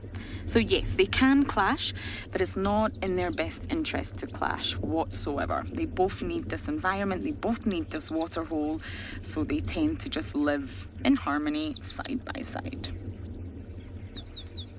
But if they were both carnivores, then yes, that would cause a lot more problems for the 2 species.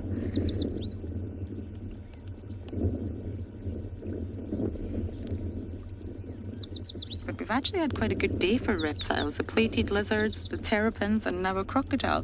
Every single one of them basking. So I think we're just going to explore the dam a little bit further and see what else we can find.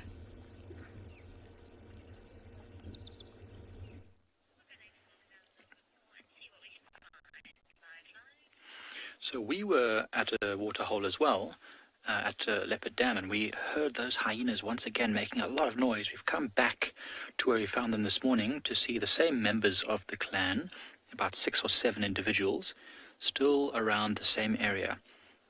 Some of them have that one there has a huge belly. That's probably a female, and she might be pregnant. Or just very full. Maybe she's eaten something, or I don't know. They still look very skittish, looking around, and every now and again they dash off in every different direction. Then they slowly come back.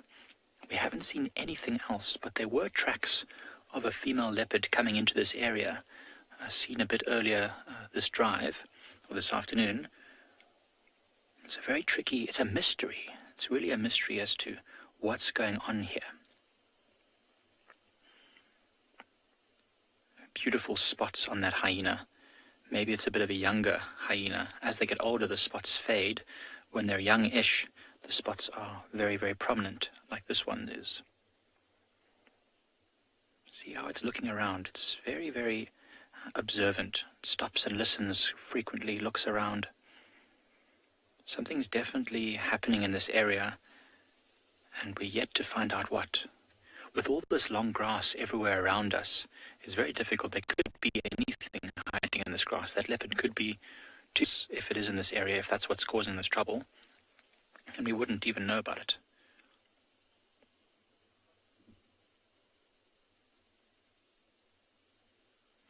So spotted hyenas are the only hyenas we get here at Pride Lands, and the other type of hyena is a brown hyena, which you might find in Tswalu. So while we try and unravel our leopard mystery, or our animal mystery, Barney's got another mystery of his own.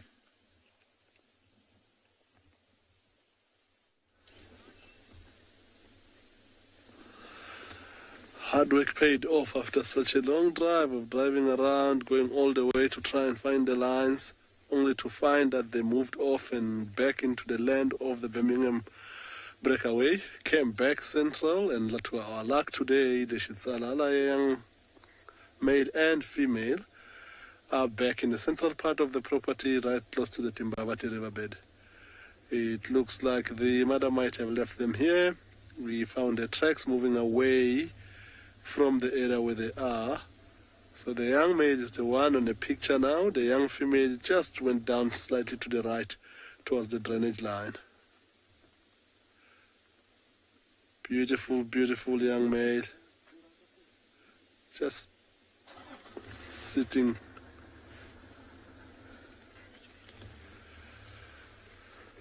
quietly.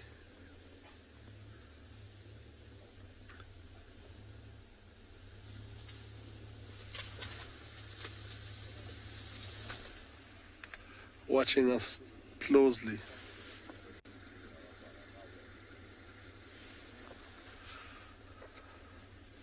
Look at how beautiful is that pink nose, eh? Something we talked about the other day, talking about how to identify a leopard. It's a beautiful leopard indeed.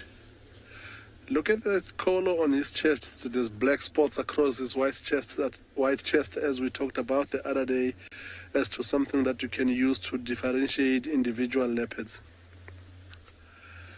I'll take a look with binoculars.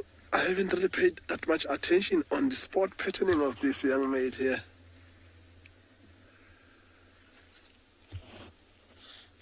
He's got some seriously great genes at about 13, 14 months. Is already big. Yo, if you can zoom in, he's such a beautiful leopard with beautiful.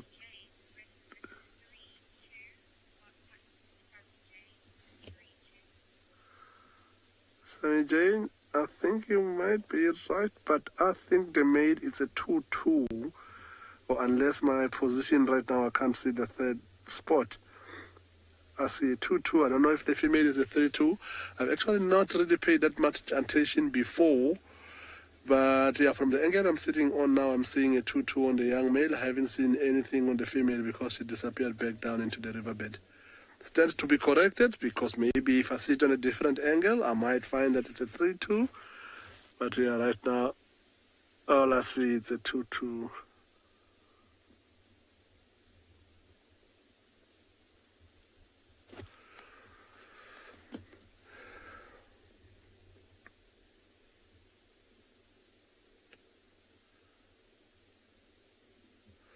So these cubs, this female Tswalu female has kind of history has repeated itself here, right on the bank of the drainage line that they're lying on.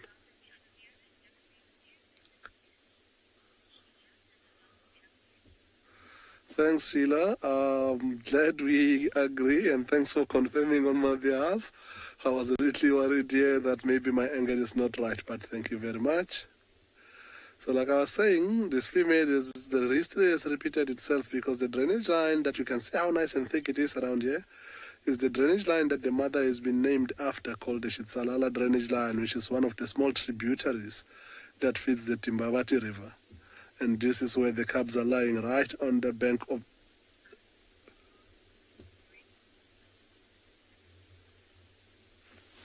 What was that?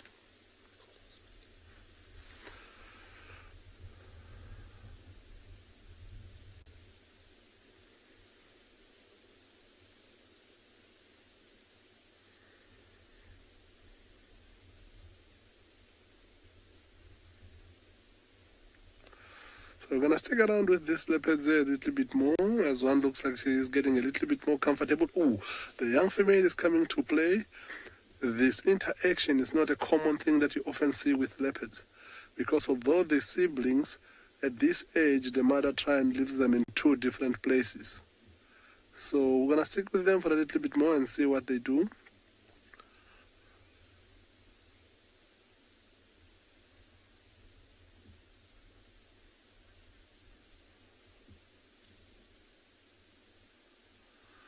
The signal is not the greatest here either, huh?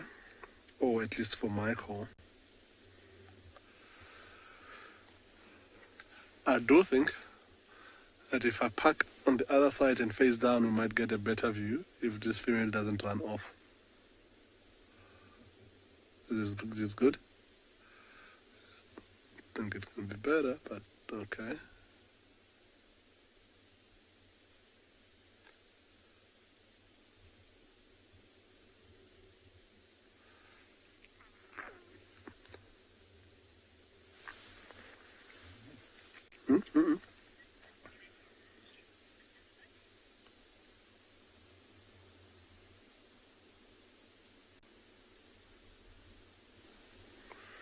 That just confused me. We're off air, right?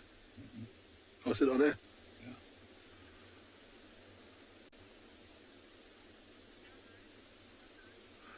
Yeah. So it looks like the sister has played a little bit and the brother is not too happy. She's started growling at her and she's walked a little bit slightly to the left away from the drainage line at the moment. The brother, oh, look at the size of that paw, eh? For an animal of his size, those paws are seriously big. He's gonna be a big boy one day. Looks like the brother is getting a little bit of something that's... So while we sit with them a little bit more and see what they gonna do, we're gonna send you to Damon with his lines live.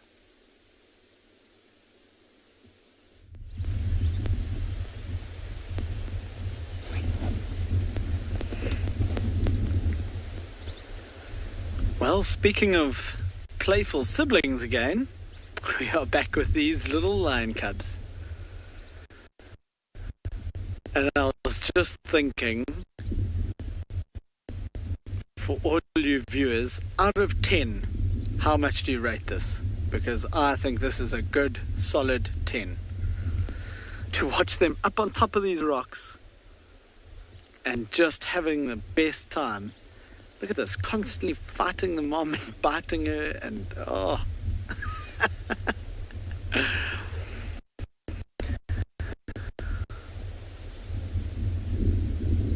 These little cubs are constantly biting each other.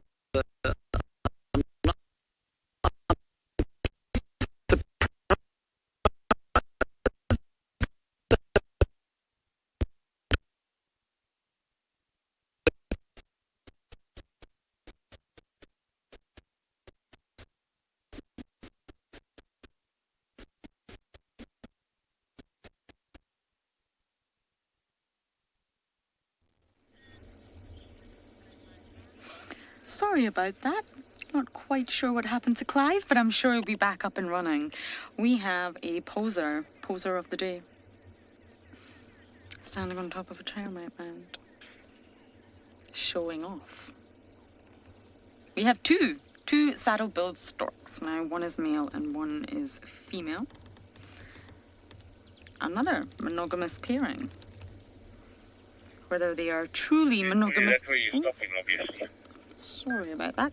Whether they are truly monogamous, well, that's a question that remains to be answered. But within these saddle-billed storks, there is a small difference that you can actually tell. So the female will have a yellow eye and the male will have a brown eye. So straight away, looking at this, I can say that that is the male. The male will also have yellow pendant wattles. So, there you go. You see those wattles that come down under the chin? That's another key feature of the male. Now, if we were just to quickly look at the female Davi, I think it's a female, she should have a yellow eye. And she will not have those wattles under her chin. Hey, see the eyes? Isn't she gorgeous? Yes, that's the female. So you can look at the eye or for the wattles, and straight away you will be able to sex them. And this is the monogamous pair of saddle-billed storks.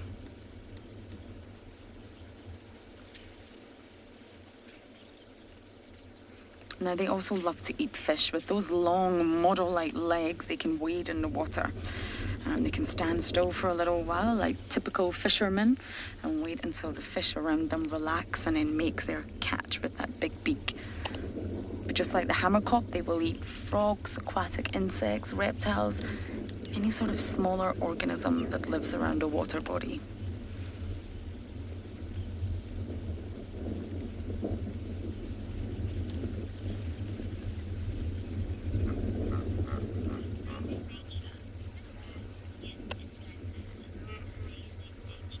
Amazing nature, you're right, it's magnificent. And this is the saddle-billed stork. We get many different species of storks out here. We get the woolly neck stork, we get the yellow-billed stork, we get the marabou stork, which definitely is not as attractive, let me tell you, and the saddle-billed stork. They're the sort of common ones we get in this area. But I think the saddle-billed are absolutely fabulous. They're the tallest. They're the tallest bird I think we get in this area.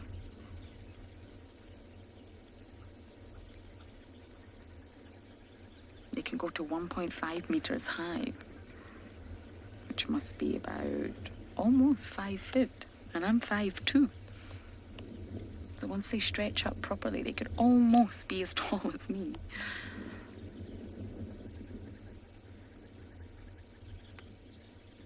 Very, very large birds with large wingspan, about 2.7 meters, which would be about 8 feet from wingtip to wingtip. You're very relaxed. The car's we're quite close to them, and they're just very relaxed in our presence. Lisa, you're saying, wow, that is tall. Yes, it's very tall. I'm sure with its neck completely outstretched, it would be taller than I am. I'm sure of it. That's not hard, but still. Now, the wandering albatross is said to have the largest wingspan of all the birds in South Africa. And then the marabou stork. Then you have the lapid-faced vulture, and then you've got the saddle-billed stork. So in South Africa, this particular species of stork has the 4th largest wingspan. Davi, do you think we can give a view of the sunset before it completely disappears? It's magnificent.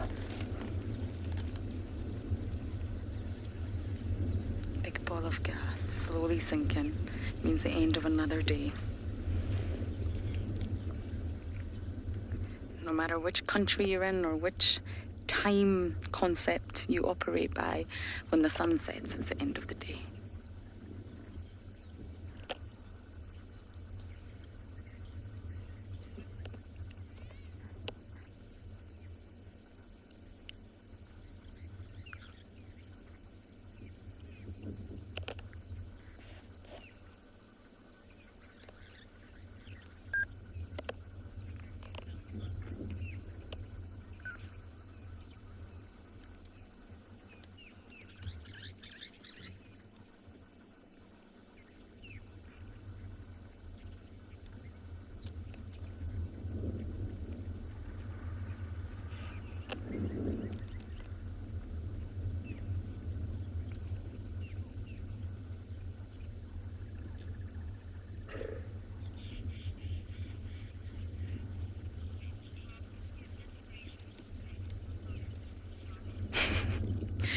Tom, you're saying, goodness gracious, great ball of fire. Yes, that's exactly what it is. Yeah, it's a ball of gas. Essential for all life on Earth. We wouldn't be able to exist without the sun.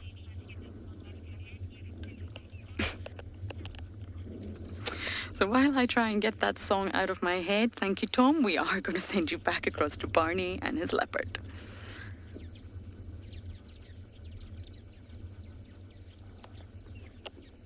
Got a different angle. This young male looks like he's also got a full belly. It looks like the mother has done a great job of keeping them full, both him and the sister. It would be quite interesting to find out what animal that the mother might have killed, because to get her, there's 2 cubs full plus the mother, it must have been something big, maybe something as big as a fully grown impala. And you can see how inquisitive this young male is. He's much more relaxed than his sister is. The sister you saw when we first got here, but this young male just keeps on looking at us and completely ignoring the fact that we're there. Which is quite amazing, because the mother herself, the Tswalu female, just before she gave birth to these 2, she was not a relaxed leopard at all. It took us some time. It's only when she started finding her more with the cubs that she started tolerating cars and letting us get close. And as a result of that, look at how much more relaxed this young male is. It is unfortunate, but that's nature, that as relaxed as he is, because he's a young male. He's about 14 months old now, somewhere there. If he grows after at least 2.5 years when he leaves the mother, he might hang around for another 6 months or so until he's 3.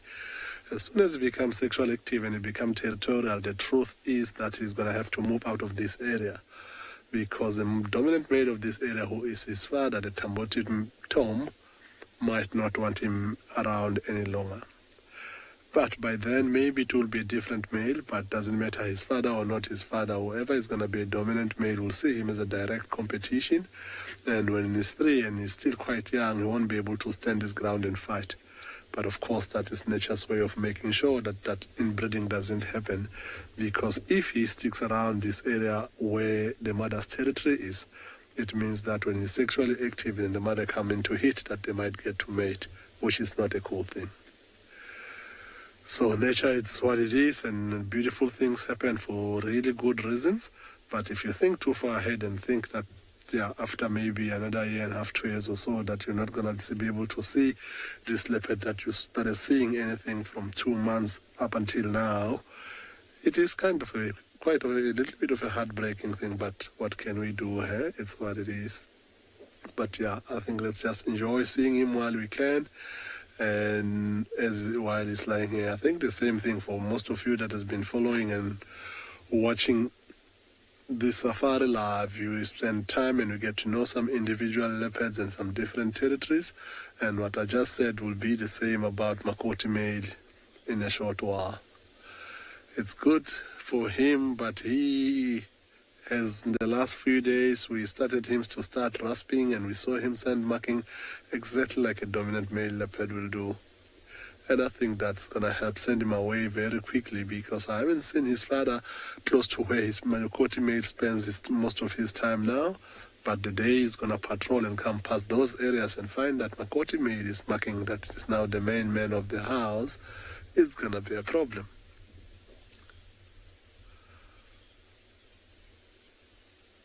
Doesn't look like this guy is wanting to do anything in a hurry. The sister has got a little bit more energy. I think it might also be the fact that she's a little bit shy still with the vehicles, that she keeps on moving away and around. But right now, he doesn't look like he's going to move an inch at all. So looking at how nice and thick the bush is in and around here, we have not seen, we only just spotted them, the tracker spotted them on foot, and we didn't see the mother or the carcass, but all we know, the mother could be here somewhere in this thick bush still. But unless she decides that she's going to come out herself.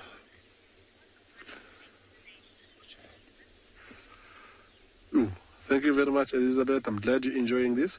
As I said, that you see how quickly something, I don't know, something moved on the grass or something flew, and how quickly did he pick his head up and look.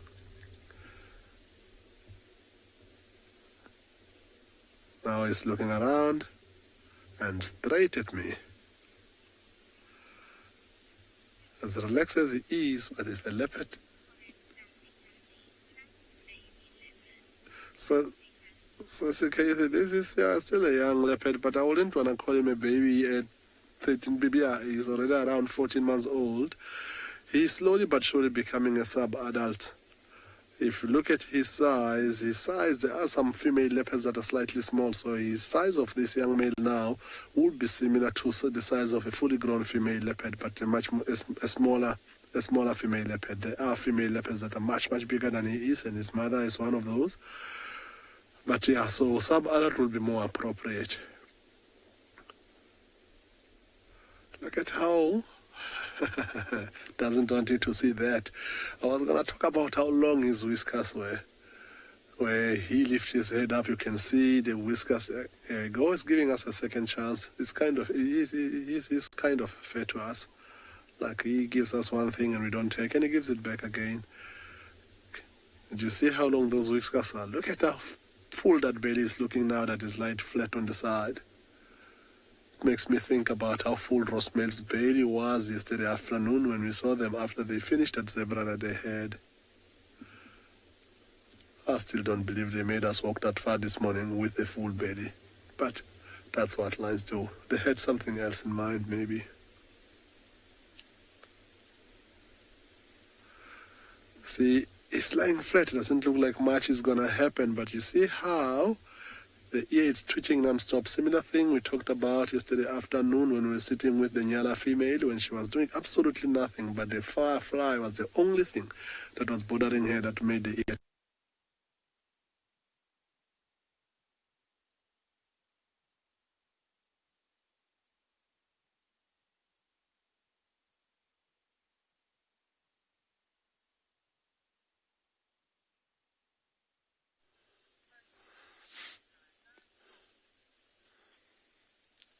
Beautiful little herd of springbuck that we've been watching. Just grazing peacefully. Little do they know that 400 meters away from them there are two fat cats lying belly up. Or maybe they do know, that's why they're not worried. So this is one of the super well adapted animals to these arid environments. You find it right through the central South Africa, which is the really arid part, up into Botswana and Namibia. But while we were watching them, we actually found something else quite interesting. Got this little guy.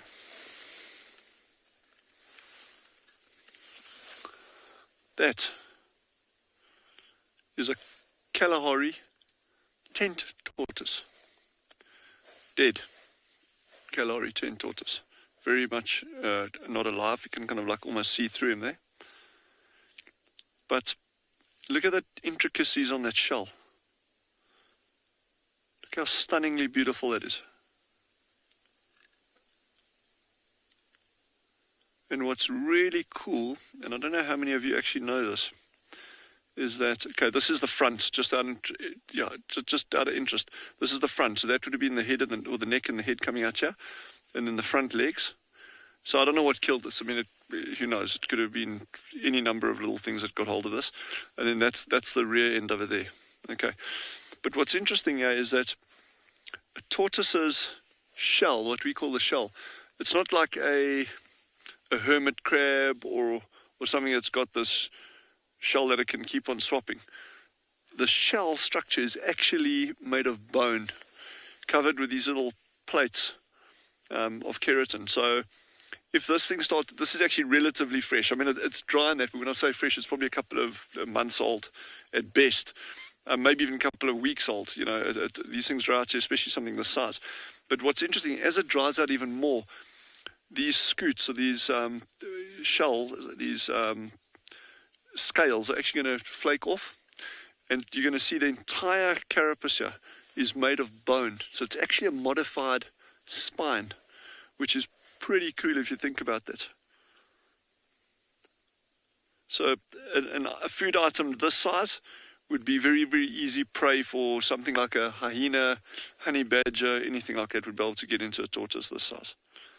But we've only got two species here. You've got the Kalahari 10 tortoise, this one, and then we've got the one that is more commonly seen on a lot of reserves, called a leopard tortoise, one of the small five. But yeah, how cool is that? I mean, how stunningly beautiful is that shell, all those patterns. And if it's for camouflage, which we know it is, I mean, you're not going to have that for no reason. But if it's camouflage, well, why is it patterned like that underneath? And I guess when they fight, the males, they'll actually use these, this is a little male, by the way. The female's at the back of here, this goes in further, and that's actually designed for laying eggs, so that'll go, that ventral part will go in further, go in like that, so this is a little male. But they'll actually use these ridges over here, and they'll actually try to flick another male onto its back. Sometimes they can recover from that, you know, and actually right themselves and carry on. Other times they won't. But just imagine if you're a little tortoise this size and you're having a fight and you get flicked onto your back and you snow white underneath. Not like the Seven Dwarfs, but but if you are completely white underneath over here and you're lying upside down, any raptor, you know, in the low veld where our colleagues are working, you get these ground hornbills. We don't get them here, but in that area, if you're a little tortoise and you've got no camouflage underneath, and a hornbill sitting somewhere checks out, hey, what's that white thing, goes down, you're going to get snaffled like that. So it probably actually pays to have camouflage right around your whole body, not just on one side. But this is a beautiful, beautiful, beautiful example of and just out of interest, this is an adult. So there you get a better idea. Size on the hand. Snaffled, if any of it is eaten. It's been eaten, it's been snaffled. It's not a technical term, if anyone's wondering. But this is an adult 10 tortoise. This is in fact, this is a decent sized one. They don't get much bigger than this at all. So that's pretty cool to see. The challenge would be finding one alive. I'm actually blown away that we actually found this one. It was lying right on the, probably 5-6 yards off the edge of the road. So that's interesting. And then I've got something else that I can show you very, very briefly, and I can actually give you a demonstration if you want. I don't know how much time. Okay, you can even come back, chat with us later. So here's a beautiful stone flake that one of our guides picked up today. So this is actually a tool made by the early inhabitants of this region. You can see it's got a striking platform on the back over here, and that would have been used to actually take these edges off around here. But then what's interesting is then you've got what we call secondary touch-ups all along this edge over here. Okay, and that's very, very distinct, and that would have given it a really good cutting edge. This stone flake is made, it looks almost like marble. It's actually made from a kind of rock, a species of rock called jasperite. Very, very hard, very, very fine-grained, and it makes excellent razor-sharp cutting edges. So, this, but while we're on stone flakes, this is going to get returned to the exact same spot where it was found and located. So that's been GPS. This will go back. We cannot remove these and not put them back in terms of, and then it's like building a puzzle and there's a whole lot of pieces gone. So that's very, very important. But it's just too good an opportunity to pass this one up to show you that. That's just a lovely example of a flake. But I want to show you something else, but I don't know how much time you've got. It won't take long, because I'll probably mess it up anyway, but it'll be quite fun to show. So, okay, there's a leopard at Ngala, and then we're going to be right back a little bit later.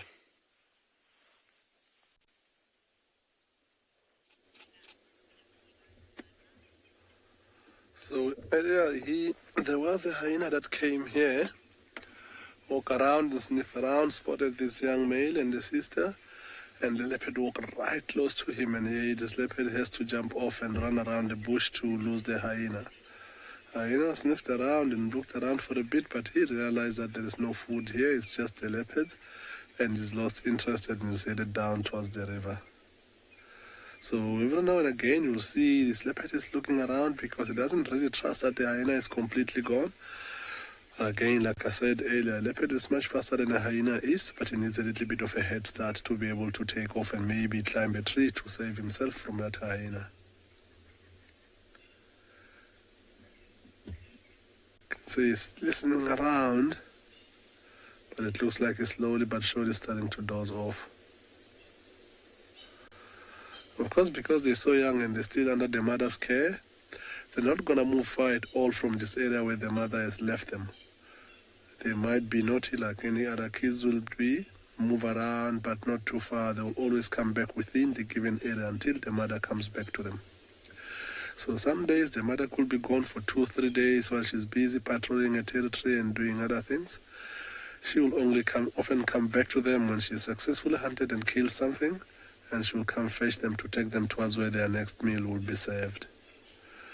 But before then, for their age now, it's not as bad. Like we just saw how quickly he could avoid a hyena.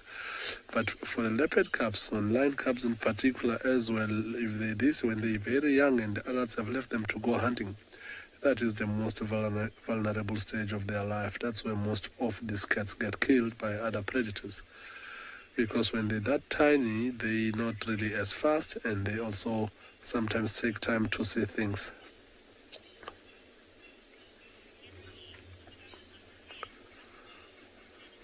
Penelope right now, I think after seeing the hyena go and listening that he's not hearing anything close by, he does look quite relaxed. You should have seen how quickly he reacted when the hyena was coming.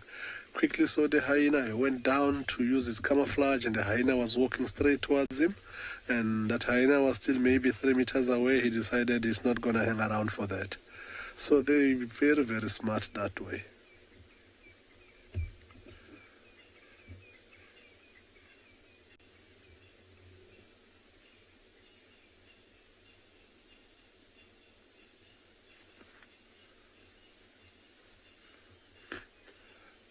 There is not much.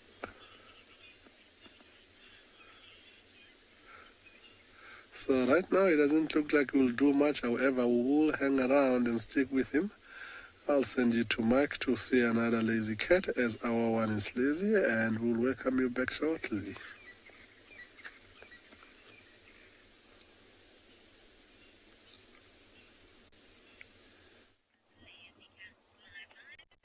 Right, well, we finally solved the hyena mystery from this morning. Up on these rocks, hidden from where we could see this morning, there is this young male lion. Not so young, he's got a lot of mane on his head, but not fully grown just yet. And he was the one causing all the trouble for the hyenas that we saw earlier. I'm not sure. There is another vehicle in the sighting with us, and they did say that there might be some meat somewhere around here. The lion came up from the rocks just a bit lower down. So maybe this lion has caught something during the night, and the hyenas have come to try and steal it.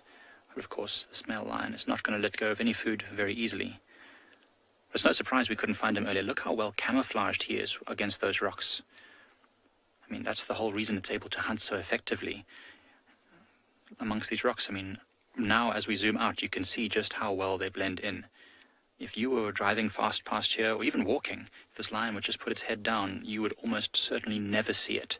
And this morning, with all that hyenas making lots of noise around it, it's on its own, we think. So this lion probably wouldn't have wanted to be out in the open. It probably just laid down low, just trying to keep itself from antagonizing the hyenas anymore. Without backup of a coalition or a group of other males, it probably wouldn't have felt very comfortable with those 7 or 8 hyenas all making noise around it. Glad to see he looks relatively unscathed, though, if a little frustrated. Actually, he looks quite calm to me. Looks like maybe he's quite happy that the hyenas seem to have moved off for now. They'll probably come back during the night if there's still food left, though. So this is a young male lion. We think it's one of the young male lions. I'm not sure if you've seen him yet, but this one has a limp. We think it's the one with the limp. And so we're wondering why it's not with a coalition. Perhaps it's a male just moving through the area and then got caught in a fight with some other males, maybe larger males. Dizzy, I'm not sure. Taylor might have shown you this lion before, Gert.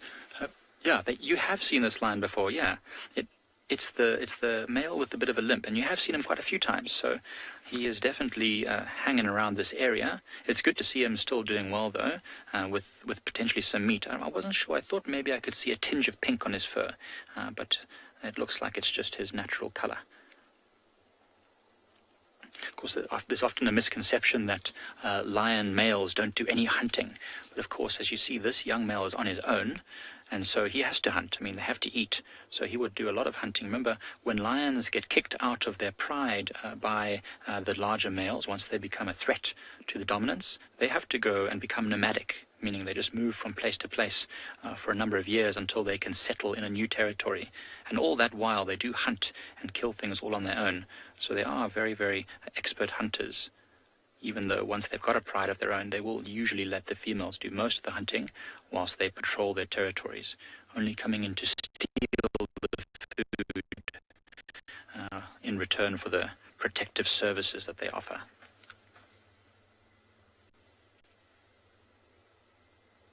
Udo's, one day he's got a little bit of dark, and he's probably going to have a nice dark mane as he gets older. We think, the theory is that the darker the mane on a lion, the more attractive it is to females, and also maybe the more intimidating it is to other males. So let's hope that becomes a nice dark mane. It's got like a two-tone.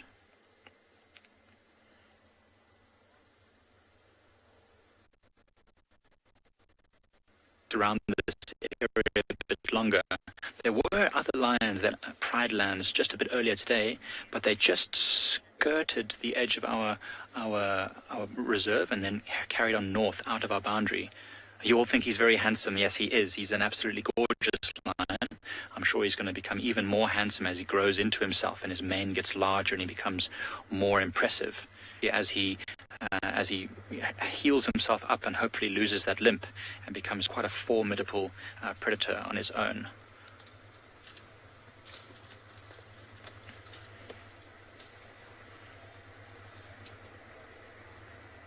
See how he puts his head really low now.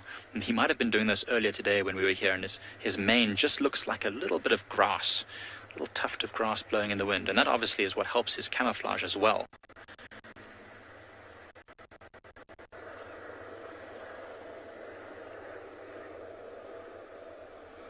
Now you can see the beautiful light markings on its face. So we do think that those light markings around the eye help it at night to amplify or make the light that there is from the stars a little bit brighter so it can see and hunt more effectively during the darkness. Remember that they hunt best when there's absolutely no moonlight and it's completely dark.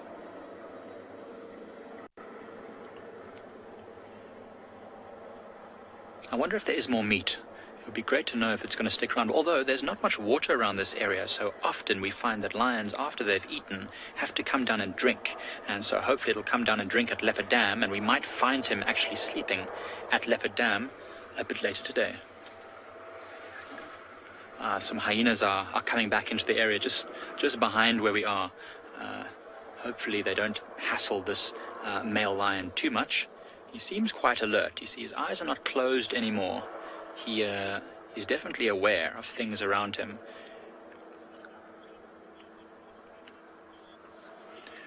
Well, we're going to continue to unravel the mystery of what this lion is doing here, and we're going to send you over to Dylan. Yeah, thanks for coming back to us. Bear with me. I'm going to do this really, really badly, but it just gives you a quick indication of, remember we were chatting about this beautiful stone flake? Super fine-grained rock. But this week, Jean and I, we're going to go on a bit of an expedition to an amazing place on the reserve. And then I can talk to you. There's a whole background behind this rock and where it comes from and that. But we'll get to it. But as a quick substitute, I've just got two little pieces of glass. Technically, they also stone. It's fine-grained, very rich in silica. So I'm going to use them to give you a demonstration as a rough idea of how these things were made. So pretty much, let's imagine this is a piece of jasperite. The guys have just come along, they found this now, and now they want to say, well, actually, I want to make something that cuts, because this piece of glass doesn't cut at all. You see, there's no sharp edges on this. Off to the clinic. don't try this at home unless you under adult supervision, not someone like myself.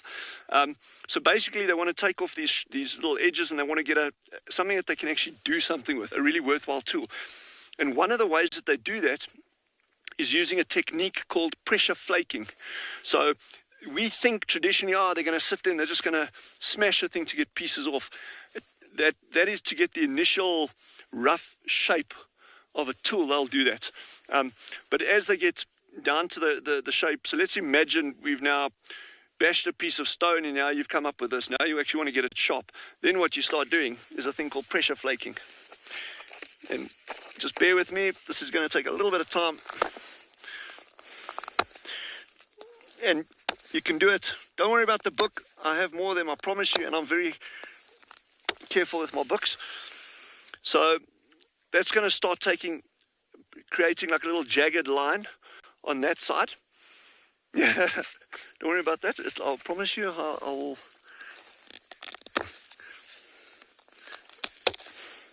okay, I will show you what the end result here is, but it's just going to take a little bit of time. Okay, so we're starting to take these shards off here, and there you can see them in the sunlight over there. Okay, so by doing that, it's going to create a line all along the back over here, like an indented part, and then that'll be turned over, and then you start from the opposite side, and that'll start giving you this crazily sharp jagged edge like that over time.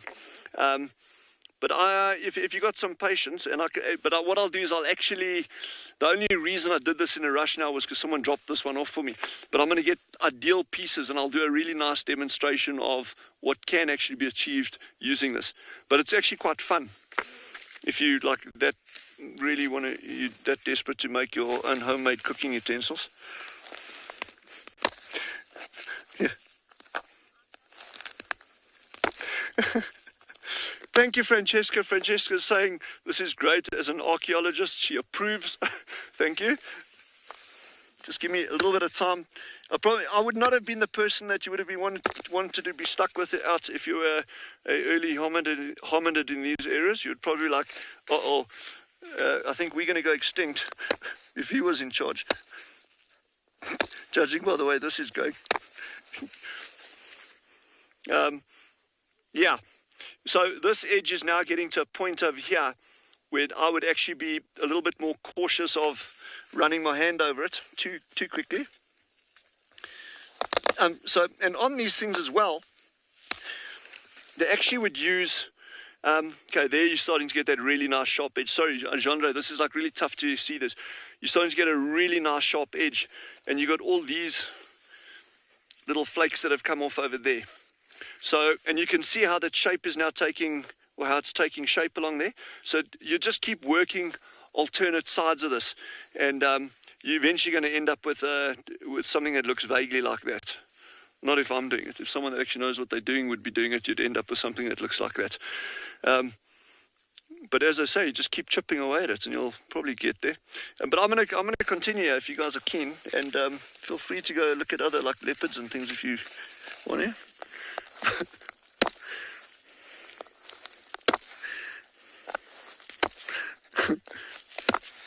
I'm just going to continue trying to make a bad attempt at a stone flake here in the meantime.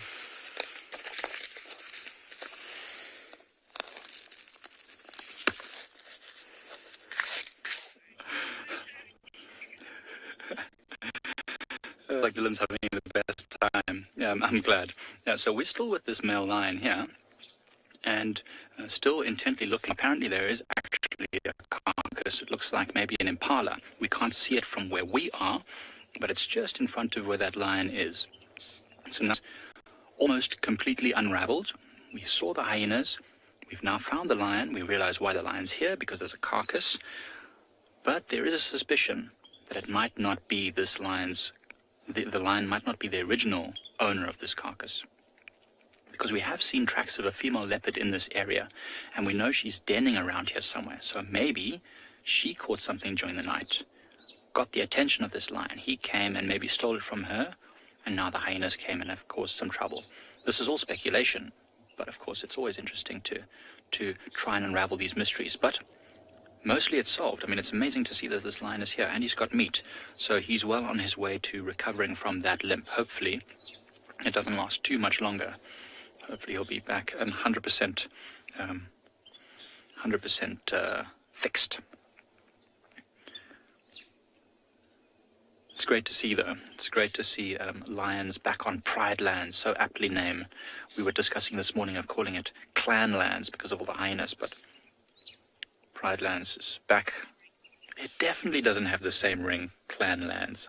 Pride Lands is much better, so let's keep it that way. This lion has, I think, a brother, or maybe not a brother, but another lion similar to it, which is also around this area. And there's a lioness, a young lioness, who's also been spotted around here quite a few times, so who knows?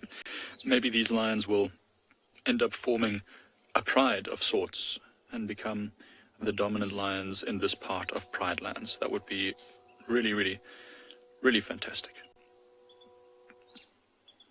I just love how their eyes start to dilate, the pupils start to get bigger as it gets darker, and they try and get more light into their eyes. Oh, something's caught its attention. What are you seeing? You can really tell lions, well, all the cats have really expressive faces too. You can really tell when they're interested. Their ears push forward. They sort of lean their head forward, and sometimes even, it's quite cute, they almost pucker their mouth and their whiskers come right forward as well, trying to catch any movement of air and any scent. It's looking towards where the carcass is. I wonder if there's not something moving towards the carcass, maybe a hyena. We can't see it from here. There's a lot of trees blocking our view and lots of rocks. I'm sure if it was a hyena, it would not allow it to get too close. So what we're going to do, whilst we wait a little bit longer with this lion, we're going to send you back over to Barney, who's got another big cat.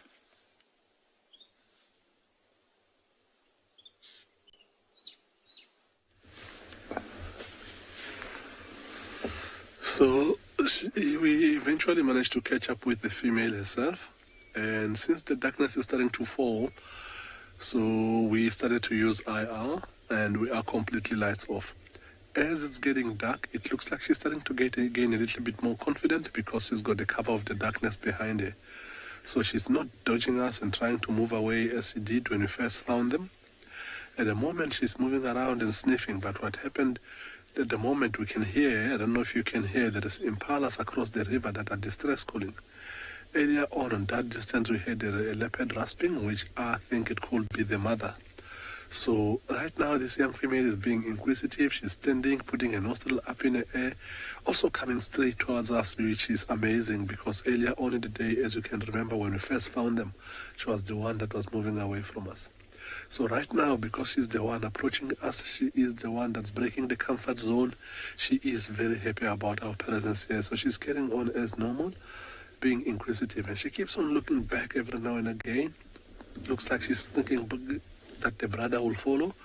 Doesn't look like he's going to do that anytime soon. He is nowhere to be seen right now. We left him sleeping in a long grass further back.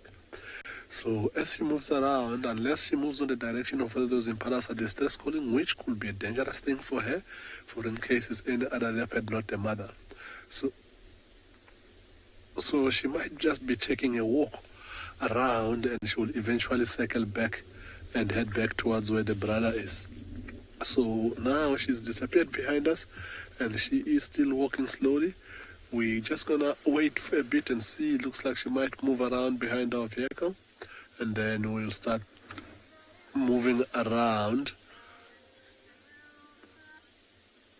We're gonna try and see before we move around, and then in the meantime we'll send you over to Tswalu, and we're gonna try and find her again and see where she goes.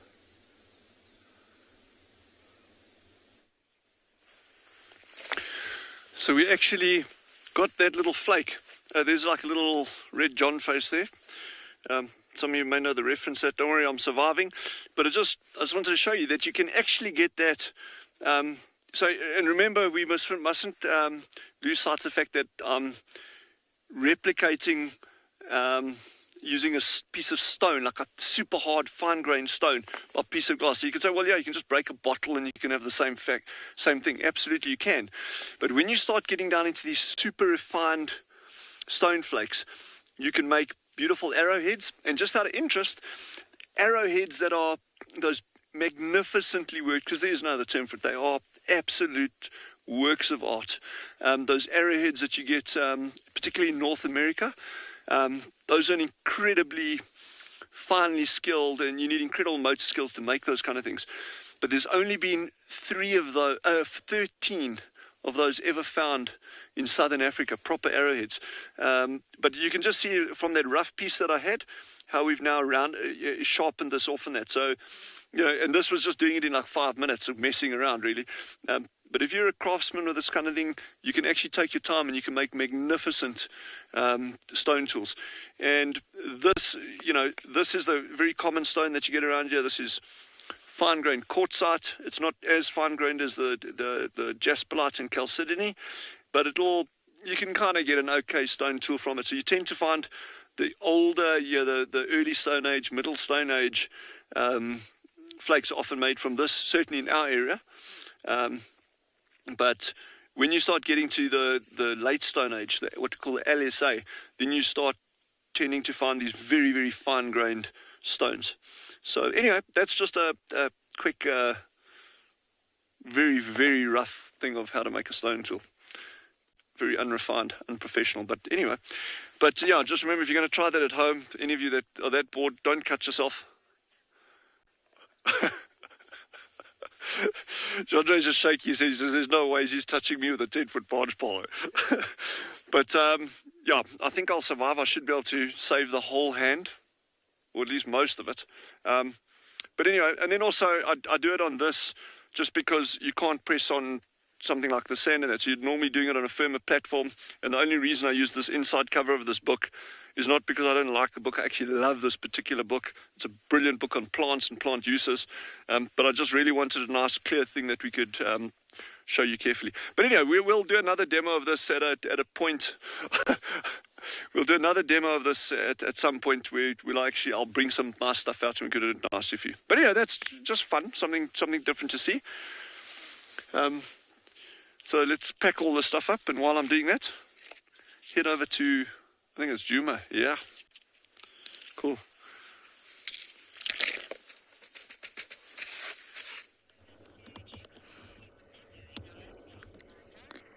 We're actually admiring the moon. I've not had any time in this busy afternoon to admire it. 97% according to my wonderful trusty app.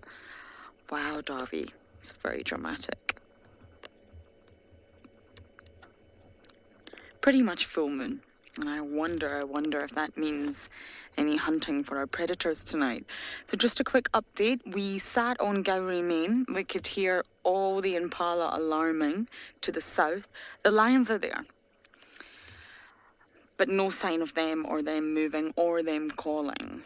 Are they going to head north into Djuma, or are they going to head south or even west or even east?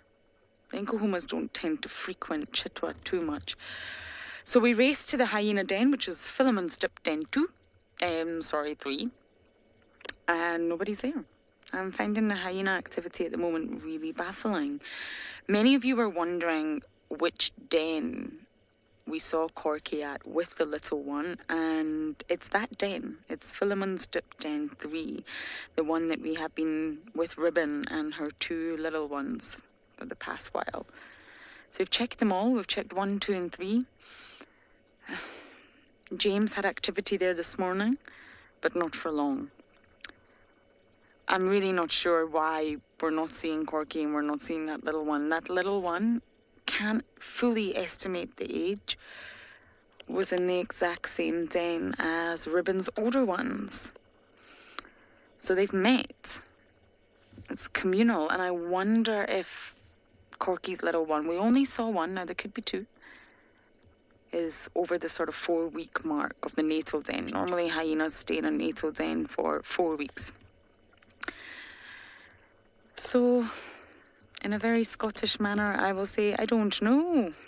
I really don't know what's going on. But I'm going to keep on investigating. Hopefully, we'll be out in the morning and we will still go straight to that den. And I think I might stake it out for a little while. You don't want to have a vehicle there if there's no adult there. So it's a little bit of a tricky position. I would love to stake it out, but you also don't want to jeopardize the cubs. So we're going to do a last minute search for any activity around quarantine and see what we can find.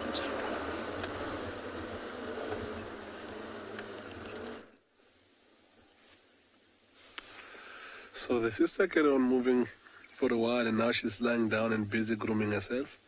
But she's done a complete 360 to look back and face where she came from, possibly hoping that the brother is going to follow.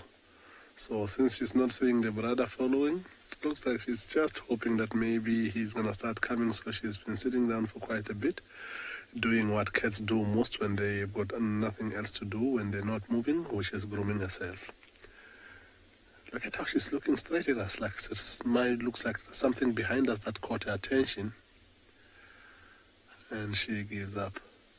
She's quite a beautiful leopard. So earlier we were talking about the spot patterning on the brother. She also got on the right-hand side, I think it's a 2.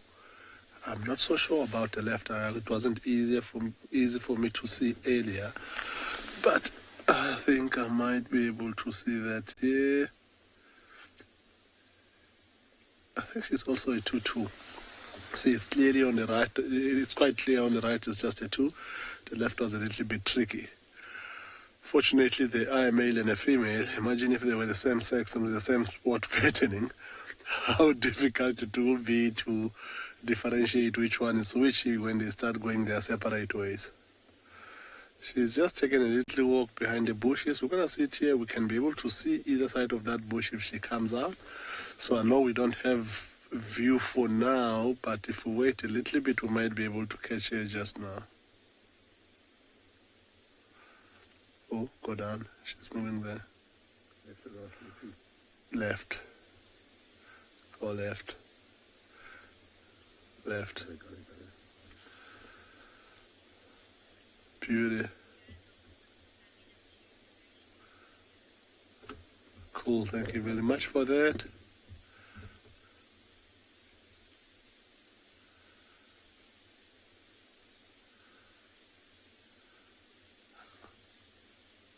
Yo, look at how glowing those eyes are. How beautiful is this that we can sit with the leopard without using any sort of light that will disturb them, but still be able to see them like daylight with the infrared. Even if you are quite old school and you don't like technology, but this you should like. It's really, really cool.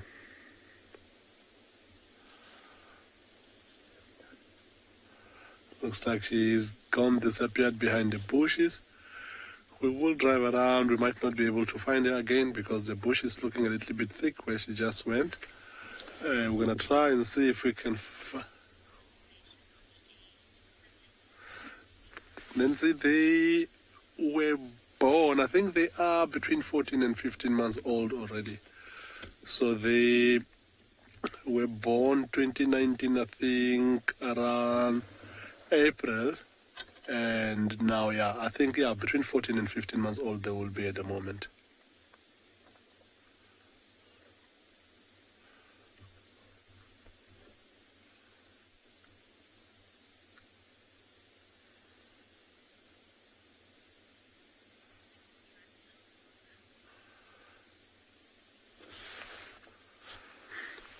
So, of course, it's not too dark because we've got the moon that's almost full, and which also helps us to be able to see, but it will also work on the advantage of the herbivores this evening. So earlier we heard the impalas distress calling across the river. I think it could be the mother of these two leopards. So we're going to try and listen out a little bit more to see if we can hear them again. And if we don't see this young female here, we're going to drive past that area. In the meantime, I'm going to send you over to Mike.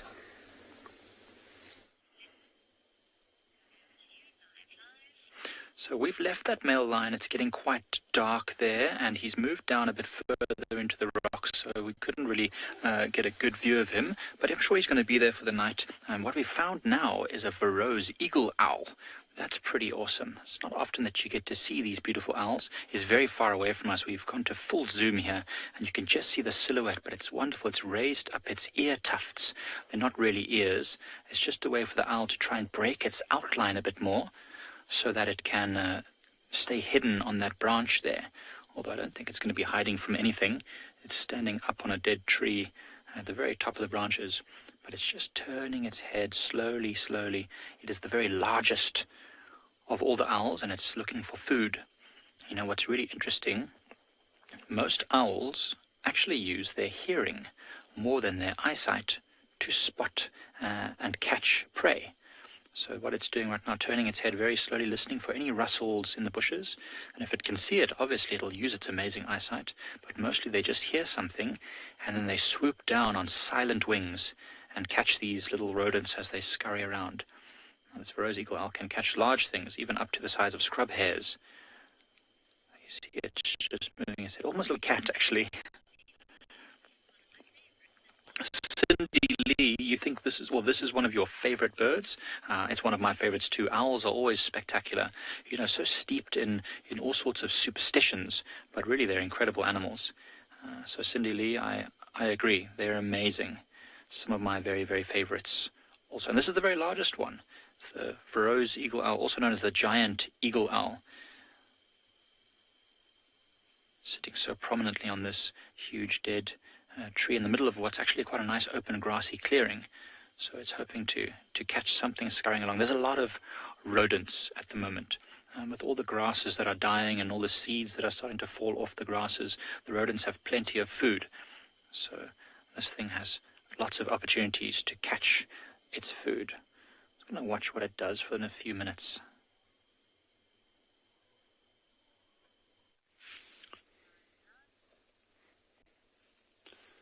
So, yeah, we actually popped up here hoping for some giraffe that had been down just to the south of us early this morning when we were at the meerkats, and then they were moving north in this direction. So we were actually hoping that we would have got giraffe at sunset. It was a dusky sunbird. But I'll just settle for a good African sunset any day.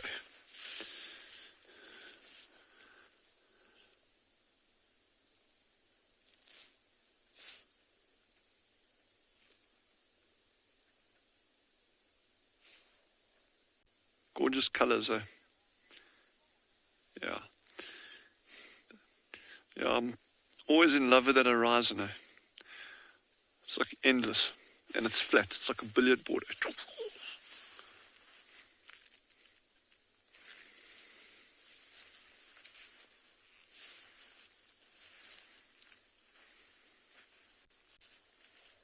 And how those colours change, eh?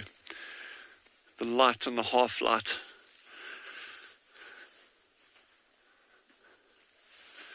Heaven's embroidered clothes. That's what it is.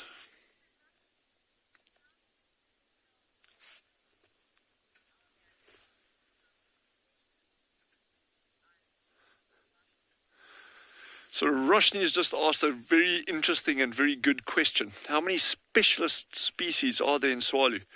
Roshni, I'd have to check because, I guess that depends what our definition of a specialist species is. We've got a lot of things out here that are super well adapted to these very, very arid environments, and you'll really only find them in these kind of places like Damaraland mole rats. You know, although they've got a wide distribution, their habitat requirements are very, very, very, very specific. Things like our nemesis species, the snake weasel, again, super, super, super specialist, but not necessarily in this environment. But if you're looking at the Kalahari specifically, then it becomes really interesting because you got things like our solifuges, which are what we call sun spiders. Some people know them as red Romans, and the name spider is actually a bit of a misnomer. They're not spiders at all. They're solifuges, but we've got ones here that are covered, like densely covered in hair, or bristles rather, and it looks like a little mobile brush when you see the thing for the first time. Now that adaptation is incredibly important for actually enabling that thing to race over these dunes chasing prey, but then also burying itself under the sand. So there's so many, in terms of specialist species, there's just such a wide diversity in terms of what this habitat is. Sociable weavers, another very good example of a very specialist species in these environments, making these massive nest structures to combat thermal changes. Yeah, so great question, lots. But I'll definitely have a look at, in terms of if I can give you some more specifics on that. Good, very good question.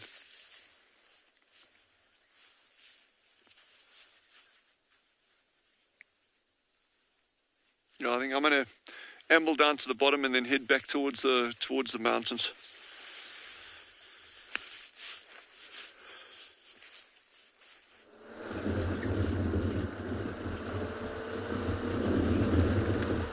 Well, our sun has long set.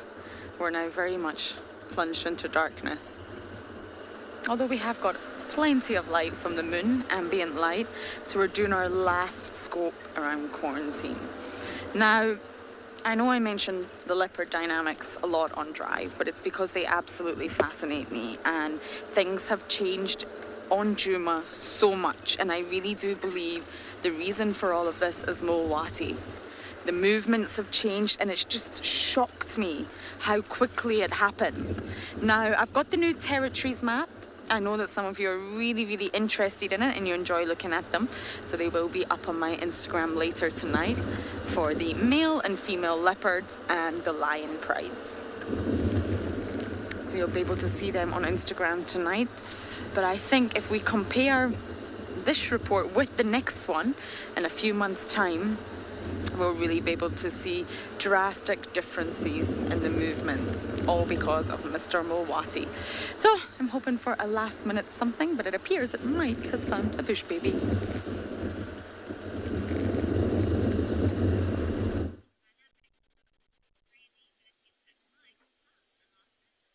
So we have found a last minute something. There's a little bush baby, a lesser galago, that we just found as we were driving up this rocky area, sitting in a knobthorn above at the moment, but undoubtedly about to head out and look for something tasty to. Remember, bush babies are nocturnal, coming out at night, so this little one will be looking for sap and tree sap, basically. Not many insects around, so what it'll do is it'll find a tree that likes the sap, like the one, chew a small hole, and then eat the sap. I don't want to shine the light directly on it, because if it needs to jump, it needs to be able to see where it's going. So I'm just shining this light just below it, so that we can just see it in the side wash. Or it's having a bath, a shower before going out. Maybe it's got a hot date. Who knows? So they spend the whole day curled up in a hole in a tree, so it needs to clean itself up after being in bed the whole day. It's awesome to see them. We don't get to see them often, especially not close enough to the road to actually film. So that's super, super great. Look at that long tail that's curling around the branch. It actually uses that for balance. So when they jump from tree to tree, they can use that to balance themselves so they don't fall over. And if it looks, oh, there it goes, moving up a little bit. Watch how its head moves, constantly judging the distances, bobbing back and forth, trying to see where it needs to jump. Now, if it moves somewhere where we can see it a little bit more, you'll see it's got long, long legs, which are perfect for pushing, long back legs, pushing out on these. They can jump 10 times their own body length. And the front legs are very short and strong for catching them as they land. Look how carefully it's wending its way through that very, very thorny branch. Look at those long legs. Always reminds me of King Julian from Madagascar. Well, he's about to go out and have his dinner. And we are probably going to head in and have our dinner as well. Thank you so much for joining us, everyone. Had a wonderful afternoon. Goodbye. See you tomorrow.